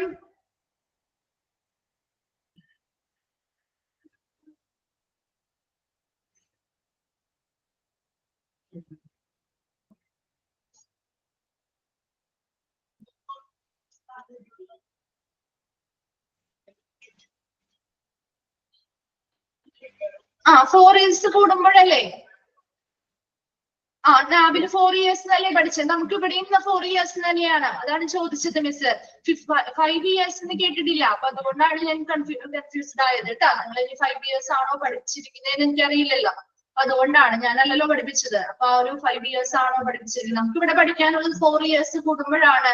അത് എന്താണ് നമ്മളവിടെ എന്താണ് റീപബ്ലിഷ് ചെയ്യുന്നതെന്നാണ്. പിന്നെയും ഓരോ 4 വർഷം കൂടുമ്പോഴാണ്. അതുപോലെ തന്നെ JC ആണെങ്കിൽ ഓരോ 3 വർഷം കൂടുമ്പോഴെന്നാണ് പറയാറ്. നിങ്ങൾക്ക് എങ്ങനെയാണ് ഇനി അതിൽ 5 ഇയേഴ്സ് ആണ് കൊടുത്തിരിക്കുന്നത് മിസ്സിന്റെ കൺഫ്യൂഷൻ ആയത്, അതുകൊണ്ടാണ് പറഞ്ഞത് കേട്ടോ. ഓക്കെ ഓക്കെ, നമുക്കപ്പൊ നമുക്കൊന്ന് ജസ്റ്റ് തുടങ്ങി വെക്കാം. ഈ രണ്ട് ഇതാണ് പറയാനുള്ളത്. നമുക്കൊരു JC കഴിഞ്ഞു, നമുക്ക് ഇനി നാബും കൂടി, നാബിന് കുറച്ച് ഭാഗം പറയാനുള്ളൂ. അത് കഴിഞ്ഞ് നിങ്ങൾക്ക് ആ ഒരു 32 കീ ഇൻഡിക്കേറ്റേഴ്സ് പഠിപ്പിച്ചില്ലേ, 32 ഉണ്ടെന്ന് പഠിപ്പിച്ചിട്ടുണ്ടാവും അല്ലെ. ഏതൊക്കെയാണെന്ന് നമുക്ക് എന്താണ് കുറച്ച് ഡീറ്റെയിൽ ആയിട്ട് ഫോർമുലാസ് വെച്ച് തന്നെ പഠിക്കാനുണ്ട് കേട്ടോ. നമുക്ക് നാബ് ഒന്ന് ജസ്റ്റ് സ്റ്റാർട്ട് ചെയ്യാം. The NAB standards are reformed every 4 years എന്നാണ് ഇവിടെ പറഞ്ഞിരിക്കുന്നത് കേട്ടോ. ഇതാണ് ചോദിച്ചത്. നാബിന്റെ എക്സ്പാൻഡ് ഫോം എന്താ? National accreditation board for hospital and health care providers. അത് വളരെ ഇമ്പോർട്ടന്റ് ആണ് കേട്ടോ, ചോദിക്കാറുണ്ട് കേട്ടോ, വളരെ ഇമ്പോർട്ടന്റ് ആണ് നാബിന്റെ എക്സ്പാൻഡ് ഫോം. അതൊന്ന് നോട്ട് ചെയ്ത് വെച്ചോട്ടാ. National accreditation board for hospital and health care providers കേട്ടോ. നോക്കിയേ, the NAB standards are reformed every 4 years and now the hospital implement 5th edition standards every 2020. ഇനി നാബിന്റെ സ്റ്റാൻഡേർഡ്സ് പറയുന്നത് ഓരോ 4 വർഷത്തിലും എന്ത് ചെയ്യുന്നുണ്ട്? പരിഷ്കരിക്കപ്പെടുന്നുണ്ട്, റീഫോം ചെയ്യുന്നുണ്ട്, പരിഷ്കരിക്കപ്പെടുന്നുണ്ട്.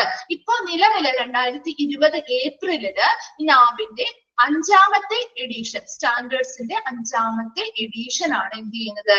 നടപ്പിലാക്കിയിരിക്കുന്നത്. NAB standard centers on patient safety and quality of the delivery of services by the hospital in a changing and healthcare environment. അവിടെ full stop ഇട്ടോ കേട്ടോ. ഹെൽത്ത് കെയർ എൻവയോൺമെന്റ് കഴിഞ്ഞിട്ട് ഫുൾ സ്റ്റോപ്പ് ഇടാം. എന്താണ് നാബിന്റെ സ്റ്റാൻഡേർഡ്സ് അല്ലെങ്കിൽ നാബിന്റെ മാനദണ്ഡങ്ങൾ പ്രധാനമായിട്ടും കേന്ദ്രീകരിക്കുന്നത് എന്തിലായിരിക്കും? Present changing health care environment എന്ന് പറഞ്ഞാൽ നമ്മുടെ മാറിക്കൊണ്ടിരിക്കുന്ന അല്ലെങ്കിൽ വെല്ലുവിളി നിറഞ്ഞ ആരോഗ്യ പരിസ്ഥിതിയില്, പരിരക്ഷ അന്തരീക്ഷത്തില് അല്ലെ, അല്ലെങ്കിൽ ആരോഗ്യ പരിസ്ഥിതിയില് നമ്മുടെ ചേഞ്ചിങ് ഹെൽത്ത് കെയർ എൻവയോൺമെന്റില് അവിടെ എന്താണ്? പേഷ്യൻസിന്റെ സുരക്ഷ അല്ലെ, അവിടെ വരുന്ന രോഗികളുടെ സുരക്ഷ, അതുപോലെ തന്നെ quality of delivery of services, നല്ല ഗുണനിലവാരത്തിലുള്ള സേവനങ്ങൾ നൽകുക എന്നതിലാണ് നാബിന്റെ സ്റ്റാൻഡേർഡ്സ് അല്ലെങ്കിൽ മാനദണ്ഡങ്ങൾ കേന്ദ്രീകരിച്ചിരിക്കുന്നത്.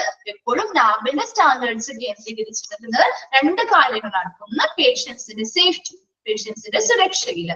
രണ്ടാമത്തെ കാര്യം quality of the delivery of service, അവിടെ കൊടുക്കുന്ന സർവീസുകൾ, വിതരണം ചെയ്യുന്ന സേവനങ്ങളുടെ ഗുണനിലവാരം. ഈ പറയുന്ന 2 കാര്യങ്ങളിലുമാണ് നാബിന്റെ സ്റ്റാൻഡേർഡ്സ് സെന്റർ ചെയ്തിരിക്കുന്നത്, അല്ലെങ്കിൽ നാബിന്റെ സ്റ്റാൻഡേർഡ്സ് കേന്ദ്രീകരിച്ചിരിക്കുന്നത്.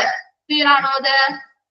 Then NAB is given by an autonomous body set up by the Government of India known as QCA, Quality Council of India, which is the standard making board in India. നമ്മുടെ ഇന്ത്യയുടെ quality council of India, അതൊന്ന് underline ചെയ്തിട്ടേ.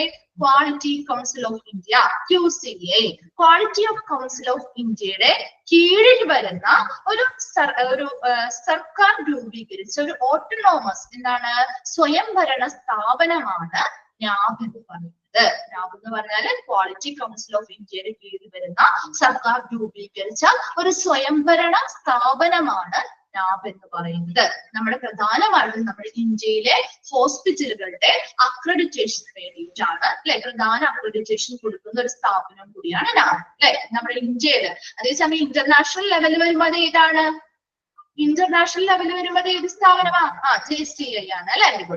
JCI ആണ് ഇന്ത്യയിലെ പ്രധാന accreditation, ഹോസ്പിറ്റലുകൾക്ക് accreditation കൊടുക്കുന്ന പ്രധാന ഒരു സ്ഥാപനമാണ് എന്ത്? നാബ് എന്ന് പറയുന്നത്. ഓക്കെ, നമുക്ക് നെക്സ്റ്റ് ക്ലാസ്സിൽ ബാക്കി കണ്ടിന്യൂ ചെയ്യാം കേട്ടോ. അപ്പൊ 3 കാര്യങ്ങളാണ് അവിടെ പറഞ്ഞത്. നാബ് എന്ന് പറയുന്നതിന്റെ എക്സ്പാൻഡ് ഫോംസ് വളരെ ഇമ്പോർട്ടന്റ് ആണ്, നോട്ട് ചെയ്ത് വെച്ച് പഠിക്കാം. ദെൻ ഓരോ 4 വർഷം കൂടുമ്പോഴാണ് നാബ് എന്ത് ചെയ്യുന്നത്? നാബിന്റെ സ്റ്റാൻഡേർഡ്സ് അല്ലെങ്കിൽ മാനദണ്ഡങ്ങൾ പരിഷ്കരിക്കുന്നത്. നിലവിൽ ഇപ്പോ 5th എഡിഷൻ ആണ്, 5th എഡിഷൻ ഓഫ് സ്റ്റാൻഡേർഡ്സ് ആണ് നടപ്പിലാക്കിയിരിക്കുന്നത്. അത് ഏപ്രിൽ 2020 നടപ്പിലാക്കിയത്. ഇനി നാബിന്റെ സ്റ്റാൻഡേർഡ്സ് പ്രധാനമായും കേന്ദ്രീകരിച്ചിട്ടുള്ളത് പേഷ്യൻസിന്റെ സേഫ്റ്റി, പേഷ്യൻസിന്റെ സുരക്ഷ, അതുപോലെ തന്നെ അവിടെ കൊടുക്കുന്ന സർവീസിന്റെ ക്വാളിറ്റി, ഗുണനിലവാരത്തിലുമാണ് നാബിന്റെ മാനദണ്ഡങ്ങൾ കേന്ദ്രീകരിച്ചിരിക്കുന്നത്. അതുപോലെ quality council of India QCA, quality council of ഇന്ത്യയുടെ കീഴിൽ വരുന്ന സർക്കാർ രൂപീകരിച്ചൊരു ഓട്ടോണോമസ് അല്ലെങ്കിൽ എന്താണ് ഒരു രൂപീകൃതമായിട്ടുള്ള ഒരു സ്വയംഭരണ സ്ഥാപനമാണ് നാബ് എന്ന് പറയുന്നത്. ക്ലിയർ ആണോ? അത്രയും ഓക്കെ അല്ലേ?